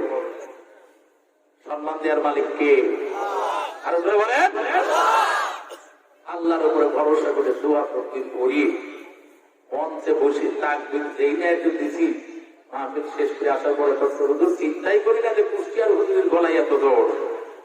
কিন্তু তাকবীর হলেই না, আরো একটু লম্বা টানা। আমি তো দেখতেছি পিট পিট করে তাকাইয়া, অনেক চোখ টানা গেছে, হুজুর কি মরিয়েই যায় নাকি? এত লম্বা টান দেয় নেই। হ্যাঁ, তাকবীর না দিলে ইমানদারের ইমান শক্ত হয় না, রক্ত গরম হয় না, মনের স্পিড পারে না। কথা বলেন ঠিক না বেঠিক? আমার রাসূলুল্লাহ বদরের যুদ্ধে, সেই বদরের যুদ্ধে যখন সাহাবারা যুদ্ধ করতে গেল, মুসলমান ছিল 313 জন। কয়জন? আর মুসলমান কাফেরা ছিল 1000। 313 জন মুসলমানের ধ্বনি শুনে ওরা মনে করেছিল যে কয়েক লক্ষ মুসলমান মনে হয় হাজির। এটা ধরে সুবহানাল্লাহ বলবেন না? 20-25 জন ইয়াং যুবক তাকবীর দেবেন, মনে হবে যে বাংশা থানার লোক এক জায়গায় তাকবীর দিচ্ছে। তাকবীরের এত গুণ আমার আল্লাহ তাআলা দান করেছে। একবার সুবহানাল্লাহ বলেন। ভাইরা বাবা জিরাওয়াত, আল্লাহ রাব্বুল আলামিন বলেন, আসমান পানি তোমার কানের সমান শক্তি দিয়ে দিলাম, যাতে দুনিয়ার অনেক কিছুর নাম মায়ের পেটের ভিতরে বসে বসে শুনতে পারো, আর পৃথিবীতে এসে নিজের ইচ্ছায় সেগুলো বলতে পারো। জোরে বলি সুবহানাল্লাহ। দাদা বলে ডাকতে হবে, দাদাকে প্রাইভেট পড়াইছে নাকি? হ্যাঁ, প্রথম যেদিন মা বলে ডেকেছি সেদিন মাকে আমার প্রাইভেট পড়ায় শিখাইছে নাকি? এগুলো শিখাইছে কে? আল্লাহ রাব্বুল আলামিন বলেন, এভাবে অনেক গবেষণা করে তোমার পিছনে আমি আল্লাহকে শ্রম দিতে হয়েছে। পৃথিবীতে আসার আগে তোমার খাবারের ব্যবস্থা পৃথিবীর কেউ করেনি, তোমার মাও করেনি, তোমার বাবাও করেনি। পৃথিবীতে আসার পরে তুমি কি খাবে সে খাবারের ব্যবস্থাও আমি আল্লাহ রাব্বুল আলামিন করেছিলাম। চিল্লায় জোরে বলে একবার সুবহানাল্লাহ। সেই খাবারটা কেমন হবে? ঠান্ডা হবে না গরম হবে? যে পাত্রের মধ্যে তুমি দুধ পান করবে সেই পাত্রের মাথাটা মুখটা কেমন হবে? একটা ছিদ্র হবে না একাধিক ছিদ্র হবে? আমার আল্লাহ রাব্বুল আলামিন কত বড় বিজ্ঞানী আর কত কৌশলে আমার আপনাকে পৃথিবীতে লালন পালন করলো। আমি আপনি একেবারে কোন অস্তিত্ব ছিল না, অস্তিত্ববিহীন একটা বস্তু দেখে আমার আল্লাহ মানুষ বানায় দিল। আর পৃথিবীতে আসার পর আপনার খাদ্যের প্রয়োজন হলো। এই খাদ্য কোন দোকানে পাওয়া যায় না, কোন ফ্যাক্টরি বানাতে পারে না। এই খাদ্য আমি আপনি পৃথিবীতে আসার আগে আমার আল্লাহ রাব্বুল আলামিন আমার মায়ের শরীরে বানায় রেখেছিল। চিল্লায় জোরে বলি সুবহানাল্লাহ। মায়ের বুকে যেখানে মুখ লাগায় দুধ পান করেছি এই জায়গাটা একটা ছিদ্র যদি হতো আমার আল্লাহ বলেন তোমার গলায় বেঁধে তুমি মারাও যেতে পারতা। আমি আল্লাহ বড় আদর করে তোমারে বানাইলাম। এজন্য যেখানে মুখ দিয়ে তুমি মায়ের বুকে দুধ পান করবে, 1 নয় 2 নয় 32টা ছিদ্রর ব্যবস্থা করে ফেলেছি। কেন আমার ইবাদত করবে না? এবার বোঝো যে আমার ইবাদত করার দরকার আছে কি। আপনাদের কাছে প্রশ্ন, অস্তিত্বহীন এক ফোঁটা নাপাক পানি থেকে আল্লাহ এরকম সুন্দর একটা চেহারা বানিয়েছেন এবং সেজদা পাওয়ার যোগ্য কে? একটু জোরে বলি কে? এখনো মুসলমান বক্সার কালী বোঝায় কবুতর মানত করে, এ কথা পায় না? করে কিনা? নতুন গাছের ডাব নিজেও খায় না, নিজের বউকেও দেয় না, নিজের বাবা মা তো দূরে থাক। নতুন গাছের ডাব আগে মসজিদে দিত, সেই নতুন গাছের ডাব এখন মুসলমান বক্সার কালী মন্দিরে দেয়। কথা বলেন, কথা ঠিক না বেঠিক? বক্সা কালী মন্দিরে পাঠা বলি দেবে হিন্দুরা। বক্সার এই কালী মন্দিরে পাঠা বলির দিনে মুসলমান পাঠা বলি দেয়, পাঠা মানত করে, মহেশ মানত করে। আমি বলি ওরা মুসলমান নয়, ওরা হিন্দুদের রক্ত মিশ্রিত মুসলমান। কথা বলেন ঠিক না বেঠে? বক্সা খেলায় যে সময় বাদশা মিয়া ছিল ওসি, বাদশা মিয়া বলছে হুজুর আমরা তো ওয়াজ করি না, মানুষকে বোঝাবো কেমনে? বক্সা কালী পূজা হচ্ছে আমাদের ডিউটি, থাকে সরকারি ডিউটি। দেখে একজন মুসলমান গায়ে পাঞ্জাবি, একটা ছোট্ট পাঠার বাচ্চার গলায় রশি লাগিয়ে সেই পাঠার বাচ্চা টানতে টানতে মেলার দিকে নিয়ে যায়। আমি তারে বললাম, বাড়ি কোথায়, নাম কি? লোকটা আমাকে দেখে একটু ভয় পেয়ে গেছে। আমি অসি, আমার গায়ে পোশাক, কোমরে পিস্তল, হাতে ওয়ারলেস। লোকটায় হোপলেস খেয়ে গেছে। বলতে, স্যার আমার বাড়ি মাগুরা। নাম কি? অমক। নামটা দেখলাম একজন মানে প্রকৃত মুসলমানের নাম, কিন্তু হাতে রশি, রশির মাথায় বাঁধা একটা ছোট্ট পাঠার বাচ্চা। আমি তারা জিজ্ঞাসা করলাম, নাম মুসলমান, হাতে পাঠার বাচ্চা, কারণ কি? বলতে, স্যার আপনি মাইন্ড করবেন না, আমি নিজে ইচ্ছে মানত করি না, এ মানত আমার স্ত্রী। সুবহানাল্লাহ বলে, বলছেন নাকি? এ দুনিয়ার নষ্ট করিয়ার খাজা মহিলারা, ইবলিসের প্রথম হাতিয়ার, ইবলিসের ফাঁদ মহিলারা, যার কারণে গোটা পৃথিবী আজ ধ্বংসের দিকে। কথা বলেন, কথা ঠিক না বেশি? মহিলাদের কারণে আজ ওয়াজ করে খাওয়া লাগে দেশে দেশে। মহিলাদের কারণে অটো ভ্যান চালাতে হয় রাস্তায় রাস্তায়। মহিলাদের কারণে মাটি জমা কথা হামলা টানতে হয়, চালাতে হয়। মহিলাদের কারণে বাস কিরাত চালাতে হয়। মহিলাদের কারণে পরের বাড়ি পুরুষ লোকের জন্ম দিতে হয়, একমাত্র মহিলাদের কারণে। কথা বলেন, কথা ঠিক না বেশি?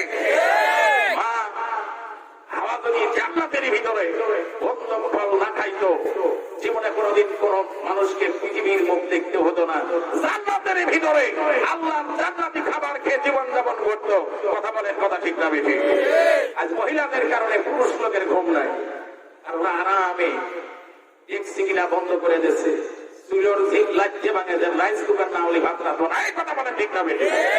সারাদিন ফ্যান চালায়, পরের বাড়ি জল দেয়, ইটির ভাটায় কাজ করে, রাইস কুকার না হলে ভাত রাখবো না। ওরে আমার জমিদারের বিচি দিয়ে গোস্ত রাখতে হলে গোস্ত কিনো না, ততদিন তুমি প্রেসার কুকার কিনতে না পারবা। আহা, কি মজা পাইছে ওরা। এদেশে নারী নির্যাতন আইন আছে, ক্ষমতায় যেন ওদের বেশি। পুরুষ লোকের মেরে দুইটা পা ভাঙবে, হাত ভাঙবে, চোখ তুলে নেবে, তাও পুরুষ নির্যাতনের আইন বাংলাদেশে নাই। এজন্য এদের এত বাহাদুরি। কথা বলেন, কথা ঠিক না বেটি? এদেশের মহামান্য রাষ্ট্রপতি ওরা একটা বক্তব্য বলেছিলেন, মাননীয় প্রধানমন্ত্রী আপনি একজন মহিলা, এদেশে নারী নির্যাতনের মামলা হয়, নারী নির্যাতন আইন আছে, আপনি এদেশের ভারতবর্ষ, এদেশে লক্ষ কোটি পুরুষ নির্যাতিত হয়। আপনাকে আমি বলবো, বাংলাদেশে পুরুষ নির্যাতন আইনও থাকতে হবে। আমি মহামান্য প্রেসিডেন্টকে ধন্যবাদ জানাই এবং অনুরোধ করবো মাননীয় প্রধানমন্ত্রীকে, আপনি মহিলা, আপনি মহিলাদের নির্যাতিত আইনের বিধান রেখেছেন। এদেশে লক্ষ কোটি পুরুষ মানুষ নির্যাতিত, মহিলাদের হাতে এই বাংলার জমিনে পুরুষ নির্যাতন আইন করতে হবে। কথা বলেন, ঠিক না ঠিক? দুই হাত তুলে দেখাতে হবে, কারা রাজি আছেন দুই হাত তুলে দেখাতে হবে। এই বাংলাদেশে পুরুষ নির্যাতনের আইন চাই, করতে হবে। কথা বলেন, কথা ঠিক না ঠিক?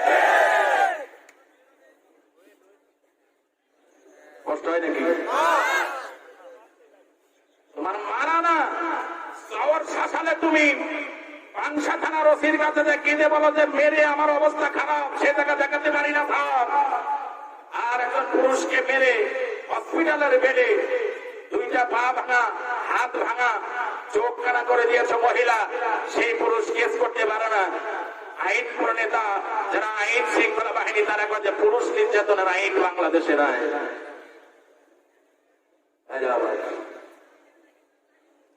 কি বলবো বল?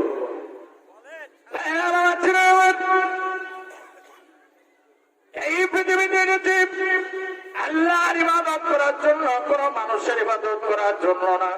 কথা বলেন, ঠিক না বেটে? লোকটার বাড়ি মাগুরা। কোথায় খেয়াল আছে? হাতে ছিল কি? পাখা। পাখা কোথাও ভয় পাচ্ছে।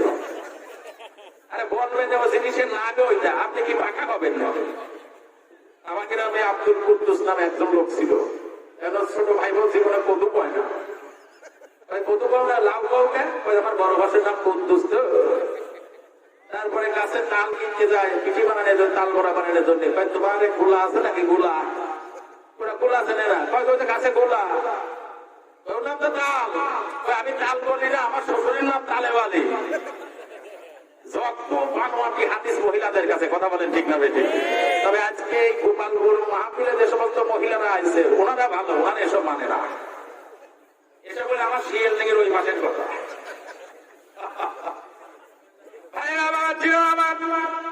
মহিলাদের বানোয়াটি হাদিস, হাটের থেকে গরু কিনে নিয়ে আসার পর ওই গরুর পায়ে নতুন বদনা দিয়ে পানি দিতে হবে, ঠিক না বেঠিক? যে মহিলা জীবনে তার বিবাহিত স্বামীর পায়ের জীবনে পানি দেয়নি, ওই স্বামীর বাড়িতে নতুন গরু আসলে মহিলায় গরুর পায়ে পানি দেয়, কথা ঠিক নাকি? কথা নয় না কেন? আগে দেখেছি নতুন গরু কিনে নিয়ে আসলে গরু কিনে আনার সাথে সাথে বাড়ির ভিতর থেকে বদনাই করে পানি নিয়ে এসে গরুর পায়ে ঢালে। ও মহিলা জীবনে স্বামীর পায়ে এক ফোঁটা পানিও দেয়নি, কথা বলেন কথা ঠিক আছে কিনা? স্বামীর পায়ে পানি দাও, গরুর পায়ে না। শনিবারে বাস কাটা যাবে না, বাসের গায়ে জ্বর, এটা আবার বাপ বয়া যাবে বিয়ের দিন। এক কথা কয় না, কথা ঠিক না বেঠিক? আগেকার মহিলারা ক্ষমতা ক্ষমতা বাস কেটে না, বাসের গায়ে জ্বর, মানে ওর বাপ মা গিয়ে দেখে কয়া যাচ্ছে বিয়ের দিন ক্ষমতা শ্বশুর বাড়ি যা শনিবারে বাস কাটতে দিচ্ছে তো সব যত মানোয়াটি কোথা। আমার আপন সাজিদ আছি, আগের যুগের মানুষ তো। আমি যখন ছোট বাচ্চা মানুষ, কষ্ট হচ্ছে আপনাদের? একজন পাখরা লোক আর সব পাখর, আমি বারবার টাকা টাকা দেখছি, ছোট মানুষ তো। আমার চাষি বলতেছে এই ম্যাডাম ওই পাখরা মানুষ দেখিস নে, ওরা যখন ছেলে পেলে হবে তখন পাখরা হবে, ওই লোকের একটু ভালো করে বইকে দেবে। তাই বললাম যে অবস্থা আমি লোকটার বক্ষ ওই বলছে না বইকে দিস, তোর সাল মনে হলে পাখর হবে। এটা মহিলাদের হাদিস, কি কথা ঠিক না বেঠিক? সমস্ত নষ্ট করলো এরা, একমাত্র গোপালপুরের মহিলারা ছাড়া।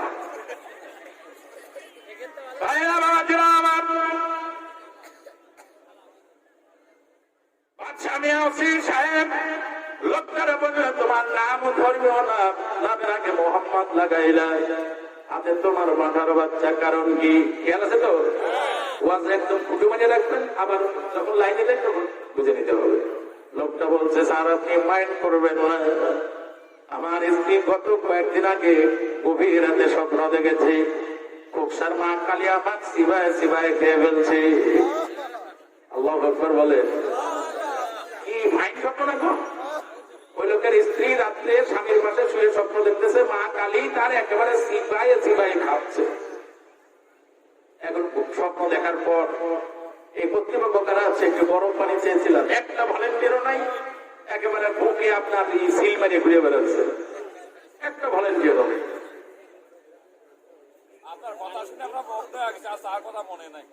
না মগ্ন হন আর মস্ত হন, সেটা তো বিশেষ। আমি বলেছিলাম যে একটু গরম পানি লবণ দিয়ে গোলাই নিয়ে আসতে হবে, কথা বলতে হলে অনেক সময় গলা শুকায় যায়, কি তাই না? আমি চা খাই না মনছে, বাংলাদেশের বাঙালি জাতি এখন চা দেখলে অনেকের মাথা ঘুরিয়ে যায়। আমি আমার হুজুর যদি এখানে একটা সুন্দর 3 প্যাকেট চা মুখে নিয়ে কেবল একটা চুমুক মারবো, কত লোকের জানার ভিতরে ঘুরিয়ে যাবে। হুজুর বহুত সময় বসে আছি, কিন্তু চাটা যদি আমার দিতেন, এদের মঞ্চে চা খাওয়াটা বন্ধ করে দিয়েছি। কাজটা ঠিক করিনি? ঠিক করে দিয়েছি। আমি এখন একটু হাতে ফুটবলটা দিয়ে 5 চাপড় মারি, দেখবেন কত ভুজো ভুজো বসে যে ঘুরিয়ে ঘুরিয়ে যাবে। যারা কার্মি খাওয়ার অভ্যাস আছে দেখবেন যে ওর গন্ধ খালি নাকে আসবে, বাথরুমিতে পানি খরচ না করে উঠেই করবো। যে ও কম সিগারেট খাতে বলছে, লোকটার নাম মুসলিমের নাম, নামের আগে মোহাম্মদ লাগানো আছে। বাদশাকে আমাকে বলছে আমার হুজুর কি বলবো, সরকারি চাকরি করি, দায়িত্বশীল পোস্টে, গায়ে আছে সরকারি ইউনিফর্ম, সরকারি জামা পোশাক, কোমরে আছে পিস্তল, হাতে আছে ওয়ারলেস। আমি লোকটারে বেশি কিছু বলতে পারলাম না, শুধু একটু বুদ্ধি দিলাম, বাবারে তুমি মুসলমান, মুসলমান সেজদা করবে আল্লাহ, মুসলমান নিয়ত করবে আল্লাহ খুশির জন্য, মুসলমান মা কালীর সন্তুষ্টির জন্য নিয়ত করতে পারে, মুসলমান গাজী কালোর সন্তুষ্টি পূরণ নিয়ত করতে পারে না। মহিলারা নিজেদের একটা ছেলের আছে 3টা মেয়ে, স্বামী দেখতে পারে না, তালাক মাঝে মাঝে দেয় আবার ফিরিয়ে নেয়। হুজুররা মাসলা দিলে আর এক হুজুর বলে তালাক হয়নি, ও তো রাগের সাথে বলছে তালাক হয়নি। খবরদার হুজুররা বলে যায়, যারা মুফতি না, যারা তালাকের মাসলা জানো না, খবরদার তালাকের মাসলা দিবা না। শত শত মানুষ আমারে ফোন করে, বাড়ি ফরিদপুর, বাড়ি রাজবাড়ি, বাড়ি মাগুরা, বাড়ি দিনাজপুর, যেখানে যেখানে মাহফিলে গেছে ফোন নাম্বারটা আছে, রাতের গভীরে ফোন দেয়, হুজুর ঘুম ভেঙে দিলাম নাকি, ঘুম ভাঙিয়ে দিয়ে হুজুর ঘুম ভেঙে দিলাম নাকি, কারণটা পরে ফোন দিলে ঘুম ভেঙে যায় না, কি বলবো। বাড়ি কোথায়? কয় হুজুর দিনাজপুর। কেন এত রাত্রে ভাই? কয় হুজুর একটা মাছটা জানবো। আমি বললাম কি মাছটা? কয় হুজুর বাড়ির পাশে একজন রাগ করতে করতে বউকে 3 তালাক দিয়ে দিয়েছে, এখন উপায় কি?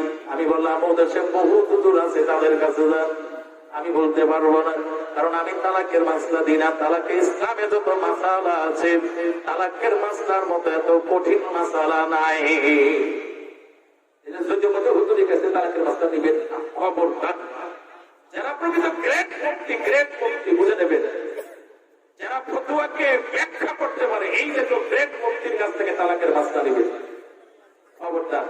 মসজিদের ইমাম, ছোটখাটো হুজুর, খবরদার তালাকের মাসলা আপনারা দিবেনও না, আপনারা নিবেন। কঠিন মাসলা। আচ্ছা আমি বলছি হুজুর, আমার মেজাজ এত গরম হয়ে গেল, আমার মনে হচ্ছিল আমি যদি সাধারণ কোন মানুষ হইতাম, ওই রশিদ থেকে পাঠার বাচ্চাটা সরায় দিতাম, পাঠার বাচ্চার গলা থেকে রশি খুলে দিয়া মুসলমান নামধারী ওই পাঠার গলায় রশিদটা লাগাইয়া আমি নিজে হাতে টানতে টানতে ফাটককে ফেলাইয়া নিজেই বলে দিয়ে দিতাম। কথা বলেন, কথা ঠিক বলেছে কিনা? মুসলমান কালী মন্দিরে কবুতর মানন করতে পারে না, মাইকের আওয়াজ আমার বাড়ি থেকে শোনা যায়, রাতের কবিরি বলে অমক মোহাম্মদ অমক বাড়ি কুমার খালির 2 জোড়া কবুতর মা কালীর নামে। কি মজা কর, কারণ একটা সময় বলে মোহাম্মদ অমক বাড়ি কুমার খালি মা কালীর নামে 2 জোড়া কবুতর। রাম রাম রাম।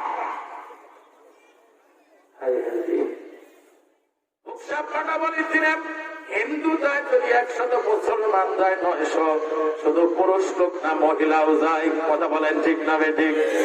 এবার মেলা যদিও বেশি হয় নাই, তারপরেও কিনেছে খই চালা, তারপরে কিনলো ডালা, তারপরে কিনলো বটি, আমার মনে হয় মাঝে দিয়ে 1 সাঁটি, বোরকা পরা, নিকাব পাতা, মুখ ঢেকা, খিমার বোরকা পরা। আরে বাবা, ভ্যানে তৈরি ওইটা কিনে আবার আপনার হাওয়া দিয়ে মাছ বানাইছে, কত কিছু বানাইছে। বোরকা পরা মহিলারা ভ্যানে তৈরি ওই মাছ কিনে উড়িয়ে তুড়ে দিয়ে আসতেছে, আল্লাহ দেখাচ্ছে না মেলায় বিশ্রাম আল্লাহ। হারাম জাতি, ইবলিসের খালাতো বোনের উমতবার নাতি চাওয়ালের শাওরি, তুমি বোরকা পরে যাও ঘুষার মেলায়। ঠিক না বেঠে?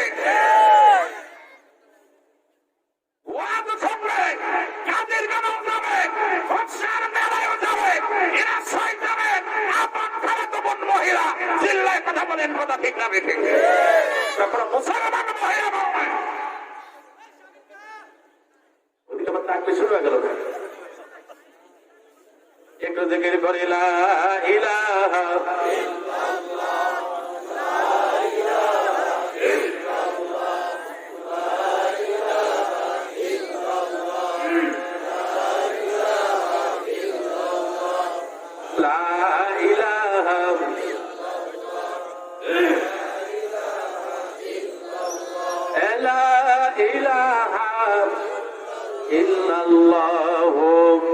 মুহাম্মাদুর রাসূলুল্লাহ। জোরে বলি একবার আল্লাহু আকবার। প্রশ্ন করতে পারেন কেউ, আমাকে অনেকে প্রশ্ন করে হুজুর পাঠার গোশত খাওয়া জায়েজ আছে কিনা? 100 বার জায়েজ। তবে খুবসা কালী মন্দিরে কালীর উদ্দেশ্যে যে পাঠা বলি দেওয়া হয়, শুকরের গোশত খাওয়া যেভাবে হারাম, কালী মন্দিরে বলি কিন্তু পাঠার গোশত খাওয়া সেভাবে হারাম।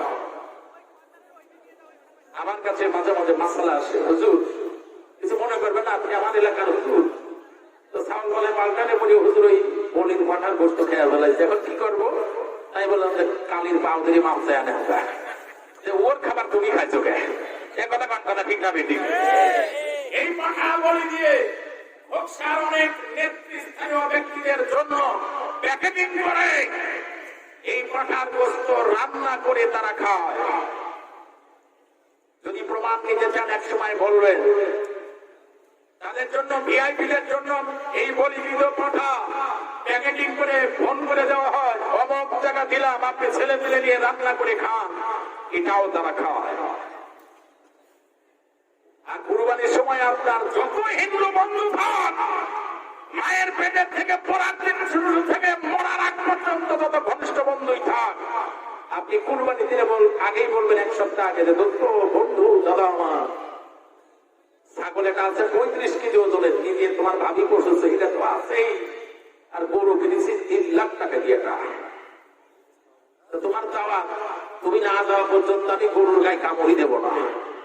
আল্লাহর কসম, আল্লাহর কসম, আল্লাহর কসম, আমার বাবা মরে গেছে তার কসম, আপনার এই বন্ধুকে যদি বাড়ির উপরে আনতে পারেন, আমি জীবনে ওয়াজের মঞ্চে বসবো না, আমি জীবনে ধর্মের কথা বলবো না, আমি জীবনে মুসলমানে থাকবো না, আমি খ্রিস্টান হতে চাই, এরকম চ্যালেঞ্জ করলাম।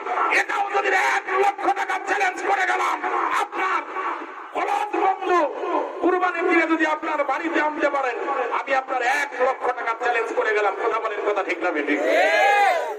আর পাঠা বলি দিয়ে আপনার জন্য প্যাকেটিং করে অমক গোদালির আরতের পিছনে দিয়েছি, ওই জায়গায় রাখি খাও, সারাদিন ধরে ধরে রান্না করে খায়, আর ওই রাত্রে আবার সকালে যা ফজরের নামাজ পড়ে, এরকম লোক আমাদের এলাকায় আছে। কথা বলেন, কথা ঠিক না বেঠিক?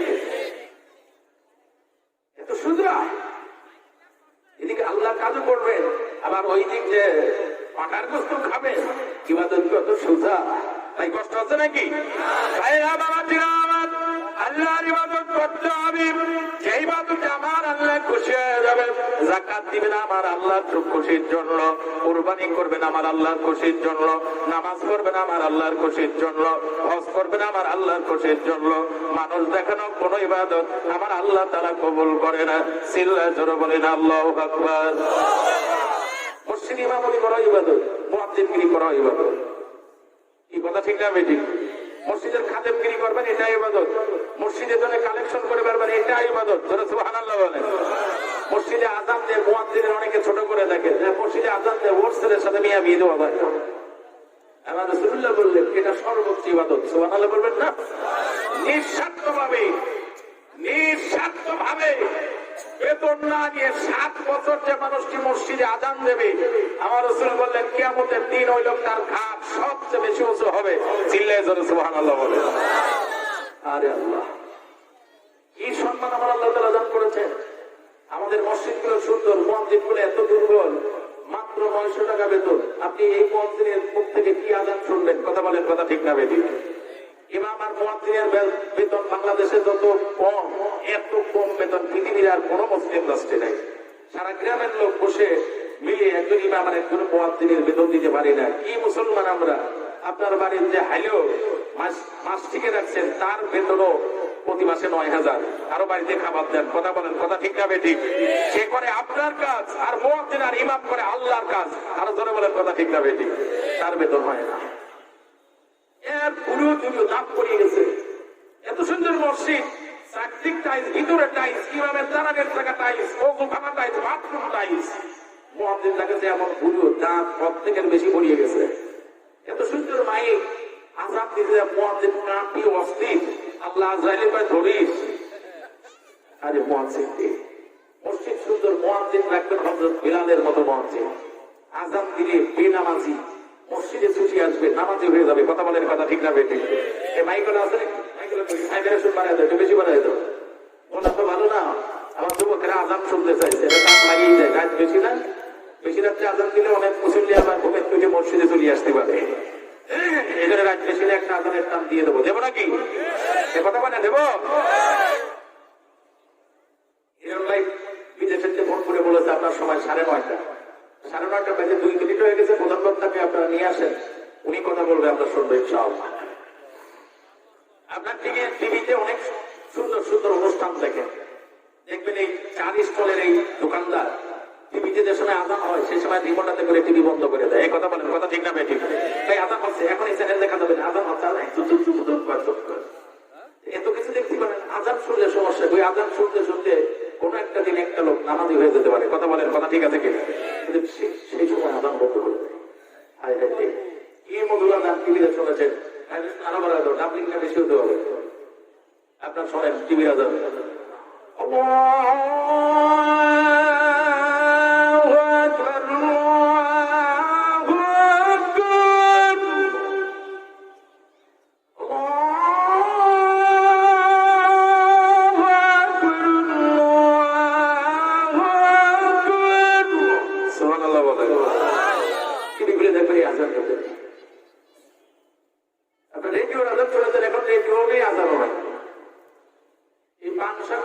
সারা বাংলাদেশের ভাগ্যের দোকানে গেলে রেডিও পাবেন না। কেবল আছে হাতে কোনা দু একজনে থাকতে বলে যারা রেডিওতে ক্রিকেট খেলা শোনে।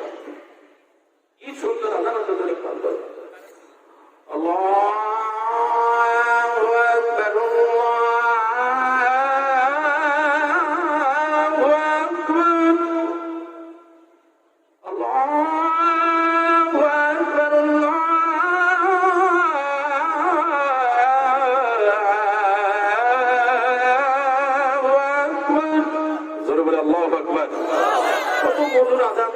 মানুষ আমার তো কন্ট্রোল না। এখনো বাংলাদেশের কিছু মসজিদে আজান মনে হয় আজান শুনিয়েই যায়। আল্লাহর ইবাদতের পাশাপাশি আমার আল্লাহর একটা নির্দেশনা দিয়ে বললেন আল্লাহ বললেন বাবা মার খেদমতটাও সর্বোচ্চ ইবাদত। এ নির্দেশ দিলেন কে? বর্তমান বাংলাদেশের শতকরা ৯৯% বাবা মা অসহায়, তাদের খাবার জোটে না, কাপড় জোটে না, অসুস্থ বাবা মা চিকিৎসা জোটে না। কথা বলেন, কথা ঠিক আছে কিনা? যেখানে আমার রাসূল বললেন ওমা জান্নাতুকা ওমা নারুকা, আমি আল্লাহ আমার ইবাদত করার পর তোমার বাবা মা কি যদি খেদমত না করো, আমার রাসূলুল্লাহ বলেন হুমা জান্নাতুকা হুমা নারুকা, তোমার বাবা মা তোমার বাহিরের দরজা, তোমার বাবা মা তোমার জাহান্নামের দরজা। আমার রাসূল বলেন ইন্নাল জান্নাতা তাহতা আকদামি উম্মাহাত, নিশ্চয় আমি রাসূল বলে দিলাম তোমাদের জান্নাত তোমাদের মায়ের পায়ের তলে। চিৎকার মেরে আরো জোরে বলি না সুবহানাল্লাহ। সন্তানের জান্নাত মায়ের পায়ের তলে। আমরা যারা পীর মুরিদি করি আমরা মনে করি আমার জান্নাত মনে হয় পীরের দরবারে না। এই ভুল বুঝবেন না। পৃথিবীর সর্বোচ্চ পীর নিজের সন্তানের জন্য বাবা মাকে বড় পীর পৃথিবীর আর কেউ হতে পারে না। শুনুন নবীজি হাদিসের মধ্যে বলেছেন যদি কোন সন্তানের জন্য বাবা মা আমার আল্লাহর দরবারে দোয়া করে দেয়, বাবা মার মুখ, বাবা মার মুখের ঠোঁট আর আমার আল্লাহর আরশ আল্লাহ, এর ভিতরে কোনো প্রাচীরি থাকে না, কোনো প্যারা থাকে না, প্রতিবন্ধকতা থাকে না। ওই সন্তানের জন্য মা বাবা যখন দোয়া করে দেয় আমার আল্লাহর দরবারে দোয়া কবুল হয়ে যায়। চিল্লায় জোরে বলে একবার সুবহানাল্লাহ। এজন্য বাবা মা খেদমত করে খুশি করতে পারবে যারা, আমার রাসূল বললেন আল্লাহর জান্নাতে যাবে তারা। আমার আপনি ইন্তেকাল করেছেন, মা বেঁচে আছে। আমার মা তো কঠিন পর্যানিসীনা মানুষ, আজ পর্যন্ত আমার আপন খালুরা আমাকে দেখতে পারেনি, আমার আপন চাচারা আমার মাকে দেখতে পারেনি, আমার গ্রামের মানুষ আমার মাকে দেখতে পারেনি। মা হঠাৎ ডায়াবেটিক্স রোগী, হার্টের রোগী হয়ে গেল। শীতের সময় হার্ট একটু ফেটে গেল, হঠাৎ করে তার হার্ট অর্থাৎ প্রেসার বেড়ে যাওয়ার কারণে একটু তেঁতুল খেয়েছে, একটা মুষ্টি যোগাচ্ছে। যাদের হাই প্রেসার, মাঝে মাঝে প্রেসার বেড়ে গেলে পাকা তেঁতুল খাইলে মেডিকেল সায়েন্স বলেছে প্রেসারটা কমে যায়। মা যেন ডিম এই তেঁতুল খাওয়ার কারণে পাটা ইনফেকশন হয়ে গেল। 10,000 টাকার ওষুধ খাওয়ানোর পরেও মা জননী সুস্থ হয়নি। আমি এত ব্যস্ত থাকি, মাদ্রাসা রাতে মাহফিল, অফিস আদালত করতে হয়, মাদ্রাসা আসার সময় মায়ের ঘরে যে মাকে একটাবার দেখে আসি। আমার একদিন দেখে বললো বাবারে শুধু আসো আর যাও, একটু দাঁড়াও না কেন? আমার পাটা কেন ভালো হয় না? একটাবার নজর করে দেখে যেতে হবে। আরো ভালো চিকিৎসা যদি দরকার হয় চিকিৎসা করো, কষ্ট হয় আমার। আমি একটু ভেবে নিলাম আমার রাসূলের ওই হাদিসটি, যে হাদিসের উপরে আমি কড়া ভাবে গাঢ় ভাবে বক্তব্য দেই। আমার রাসূল বললেন ইন্নাল জান্নাতা তাহতা আকদামি উম্মাহাত, ও আমার উম্মতি, তুমি যে মায়ের পেটে জন্ম নিয়েছো ওই মায়ের পায়ের নিচে তোমার জান্নাত। চিল্লায় কি জোরে সুবহানাল্লাহ বলা যাবে না? ও বন্ধুরে মায়ের সামনে দাঁড়িয়ে গেলাম, মনে পড়ে গেল আমার রাসূলুল্লাহ হাদিসের কথা। আমার অফিসের ব্যাগ আমার কাছে, আমার কাঁধে ঝুলানো।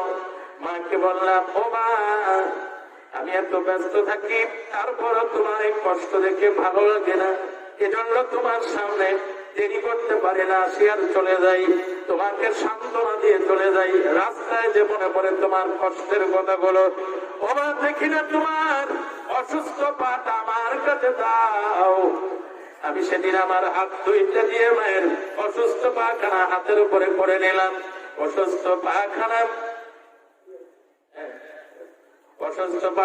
হাতের উপরে করে নিলাম। অসুস্থ পাখানা হাতের উপরে করে চোখের উপরে টাকা রাখতে পারলাম না। আমি মায়ের পাটা যে জায়গায় ঘা হয়ে গিয়েছিল সারা সারা ভাব, ঠিক ওই জায়গায় বোধ করলাম না। আমি ভেবেছি, আমি যেটা জানলাম হাদিস পড়ে পড়ে, আমার রাসূল কেন বললেন তোমার মায়ের পায়ের তলে জানলাম, অর্থাৎ মাকে খুশি করবে যারা, আমার আল্লাহর জান্নাতে যাবে তারা। এর তাকবীরটা নারায়ে তাকবীর, লিল্লাহি তাকবীর, প্রধান অতিথির আগমন, নারায়ে তাকবীর। আমি মায়ের পাটা, অসুস্থ পাটা হাতের উপরে করে নিলাম। আমি ভাবলাম মা হয়তো একটু খুশি হয়ে যেতে পারে, আমার ঠোঁটটা দিয়ে যদি মায়ের অসুস্থ পায়ের গোড়ালিতে চুমা দিতে পারি। আমি মায়ের অসুস্থ পাটা হাতের উপরে করে নিয়া আমি আমার ঠোঁট দুখানাতে একটু চুমা দিয়ে দিলাম। চোখ দিয়ে টপ টপ করে পানি ভরছে। মা কেঁদে বলে, বাবা রে কি করলা? অসুস্থ পা আমার, এই ঘা যুক্ত পায়ে তুমি চুমা দিলে কেন? তোমার ঠোঁটে কোনো সমস্যা হইতে পারে। আমি মাকে কেঁদে বললাম, ও মা, তোমার পা চুমা দিয়েছে, আমার ঠোঁটে আমার আল্লাহ রোগ দেবে না। চিল্লায় জোরে বলুন, কথা ঠিক না বেঠে? মা বড় খুশি হয়ে গেল। আরে শোনালে, আমার মা বাবা যাদের বেঁচে আছে, অনুরোধ করে যাচ্ছি, দুনিয়ার সবচেয়ে দামি সম্পদ আমার আপনার মা বাবা। মা বাবাকে খুশি করতে পারলে জান্নাত পাওয়া যাবে। মা বাবা যদি বেজারও হয়, আপনি যত নামাজ পড়েন, আপনি যত হজ করেন, আপনি যত যাকাত দেন, আপনি যত মাহফিল দেন, কোনো কিছু করি লাভ হবে না রে বাবা, যদি মা বাবা আপনার প্রতি বেজার থাকে। এজন্য পরশে অনুরোধ করে যাচ্ছি, আল্লাহর ইবাদত করবেন আর পাশাপাশি মা বাবার খেদমত করবেন। এই দুইটি ইবাদত আমার আল্লাহ আপনাকে, আমার আল্লাহ জান্নাত পর্যন্ত পৌঁছায় দেবে। সকলের জন্য দোয়া রইল, আমার জন্য দোয়া করবেন। দোয়া করবেন না? আপনার কি মাথার বেজার? খুশি কই? খুশি আলাদা হাত তুলে না তো, দেখি কারা কারা খুশি। আমি তো পাশের হুজুর, যে কোনো সময় ডাকলে পাবেন। নারায়ে তাকবীর, হাত নামান। বেজার হয়েছেন কেউ? একটা লোক হাত তোলেন তো দেখি, কে বেজার? আপনি বেজার? ভুল করে তুলি ফেলাইছে। বেজার হইলে মাফ করে দিবেন, আর খুশি হইলে একটু হাত তুলে দোয়া করবেন। আর এই লাহিড়ী রঘুনাথপুর প্রবাসী কল্যাণ সংঘের উদ্যোগে আজকের এই মাহফিল শুধু এইবার না, দুনিয়া থাকবে ততদিন, এই মাহফিল চলবে ততদিন। একটু ধরে আমিন বলবেন না? আল্লাহ যেন কবুল করে, যারা বলে আমিন, আরো যারা বলে আমিন। এই মাহফিলটা যদি প্রতি বছর যুবকেরা করে, আপনাদের কি সমস্যা আছে? আপনারা রাজি আছেন ইনশাআল্লাহ? আল্লাহ কবুল করে নেব। একটু মানসিক পরামর্শ দিবেন, একটু সহযোগিতা করবেন।